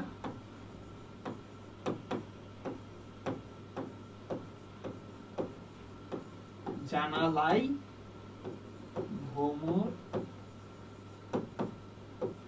পালায়। ঠিক আছে, এটা কিন্তু মনে রাখা খুবই সহজ। মতে হচ্ছে মতে ম্যাক্সিলা, মতে ম্যান্ডিবল, তারপর বর্গীয় জতে কি, বর্গীয় জতে জাইগোমেটিক, দন্তান্নতে কি, দন্তান্নতে হচ্ছে নেজাল, লাইয়ের লতে কি, লতে হচ্ছে ল্যাক্রিমাল, রস্যইতে কি ইনফিরিয়র নেজাল কঙ্কা, ভোমরে ভোমা, তারপর পালায়ে প্যালাটাইন অস্থি। ঠিক আছে, প্যালাটাইন অস্থি। এইখানে কথা হচ্ছে একমাত্র শুধু হচ্ছে দুইটা অস্থি। আমার চোয়াল কয়টা, এই যে নিচের ম্যান্ডিবল কিন্তু একটা, ম্যান্ডিবল আর ভোমার, ম্যান্ডিবল আর ভোমার, ম্যান্ডিবল আর ভোমার এই দুইটাই হচ্ছে কি সিঙ্গেল অস্থি, একটা মাত্র অস্থি। বাদ বাকি সবগুলাই দুইটা করে, বুঝছো, বাদ বাকি সবগুলা দুইটা করে, দুইটা করে, দুইটা করে, দুইটা করে। শুধুমাত্র ভোমার আর হচ্ছে আমার ম্যান্ডিবল এই নিচের চোয়ালের অস্থি, নিচের চোয়াল এটা না, কিন্তু এটা কিন্তু ম্যাক্সিলা, কিন্তু নিচে হচ্ছে আমার ম্যান্ডিবল, ম্যান্ডিবল এই পুরাটা হচ্ছে একটা ম্যান্ডিবল, বুঝতে পারছো, কিন্তু ম্যাক্সিলা কিন্তু আবার দুই সাইডে দুইটা। তারপর আসো কর্নাস্থি। কর্নাস্থি কি কি বলছিলাম, ম্যালিয়াস, ইনকাস, স্ট্যাপিস। এক কানে প্রতি কানে একটা করে হইলে টোটাল কয়টা থাকে, ম্যালিয়াস আছে দুই কানে দুইটা, ইনকাস টোটাল দুইটা, স্ট্যাপিসও দুইটা, তার মানে টোটাল কয়টা আছে, 6টা। তারপর হাইওয়েড অস্থি কোথায়, হাইওয়েড অস্থি একটাই আছে, এটা হচ্ছে জাস্ট গলার এই দিকে। এটা যদি হাইওয়েড অস্থিটা আসলে খুব একটা দেখা যায় না, হাইওয়েড অস্থিটা একদম ভেতরের দিকে থাকে, বুঝছো, এইরকম ভাবে কলা ইয়ার মতো, খুবই ছোট অস্থি। তারপর কশেরুকা গুলা তো আমি বললামই, 7টা কশেরুকা, 12টা, 5টা, একটা একটা, স্যাক্রাম ককিক্স একটা একটা করে থাকে। আর স্টারনাম কয়টা, স্টারনাম হচ্ছে একটা, পোরশুকা কয়টা থাকে, পোরশুকা বা পাজর, পাজর হচ্ছে তোমার দুই প্রতি পাশে 12টা করে, টোটাল কয়টা থাকে 24টা। তার মানে বক্ষপিঞ্জর কয়টা থাকে, বক্ষপিঞ্জরের অস্থি হচ্ছে 25টা। ঠিক আছে, তারপর বক্ষ অস্থি চক্র, বক্ষ অস্থি চক্রের কথা আমি বলছি, স্ক্যাপুলা দুই পাশে দুইটা থাকে, ক্ল্যাভিকল দুই পাশে দুইটা থাকে, তার মানে টোটাল কয়টা, 4টা থাকে। হাতের মধ্যে হিউমেরাস থাকে হচ্ছে দুইটা, দুই হাতের দুইটা, রেডিয়াস দুইটা থাকে বলছি, আলনা কি দুইটা। এগুলো আসলে মনে রাখার মুখস্থ করার দরকার নেই, তুমি তোমার হাত পা দেখলে বুঝবা। রেডিয়াস এই সাইডে, রেডিয়াস কোথায় থাকে, বাইরের দিকে, রেডিয়াস এই সাইডে একটা, এই সাইডে একটা, টোটাল কয়টা, দুইটা আছে। তারপর কার্পাল কয়টা আছে, কার্পালের কথা আমি বলছি 16টা, মাথায় রাখবা, কার্পাল হচ্ছে 16টা।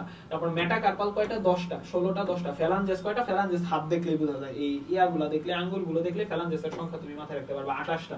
আর কার্পাল মেটা কার্পাল 16টা 10টা বলছি। তারপর ইলিয়াম কয়টা থাকবে, ইলিয়াম এই সাইডে একটা, এই সাইডে একটা, তার মানে কি দুই, মানে শ্রোণী অস্থি চক্র তোমার, সরি আমি বলি ইলিয়াম, ইস্টিয়াম, পিউবিস। ইলিয়াম, ইস্টিয়াম, পিউবিস আছে না, এরা হচ্ছে আসলে তিনটা একসাথে মিলে একটা হিপ বোন তৈরি করে, বুঝছো, এই তিনটা হচ্ছে একসাথে মিলে একটা হিপ বোন তৈরি করে। একটা হিপ বোন এই সাইডে থাকে, একটা হিপ বোন এই সাইডে থাকে, তার মানে কি দুইটা হিপ বোন থাকে। ঠিক আছে, তার মানে শ্রোণী অস্থি চক্র কয়টা থাকে, দুইটা থাকে আসলে।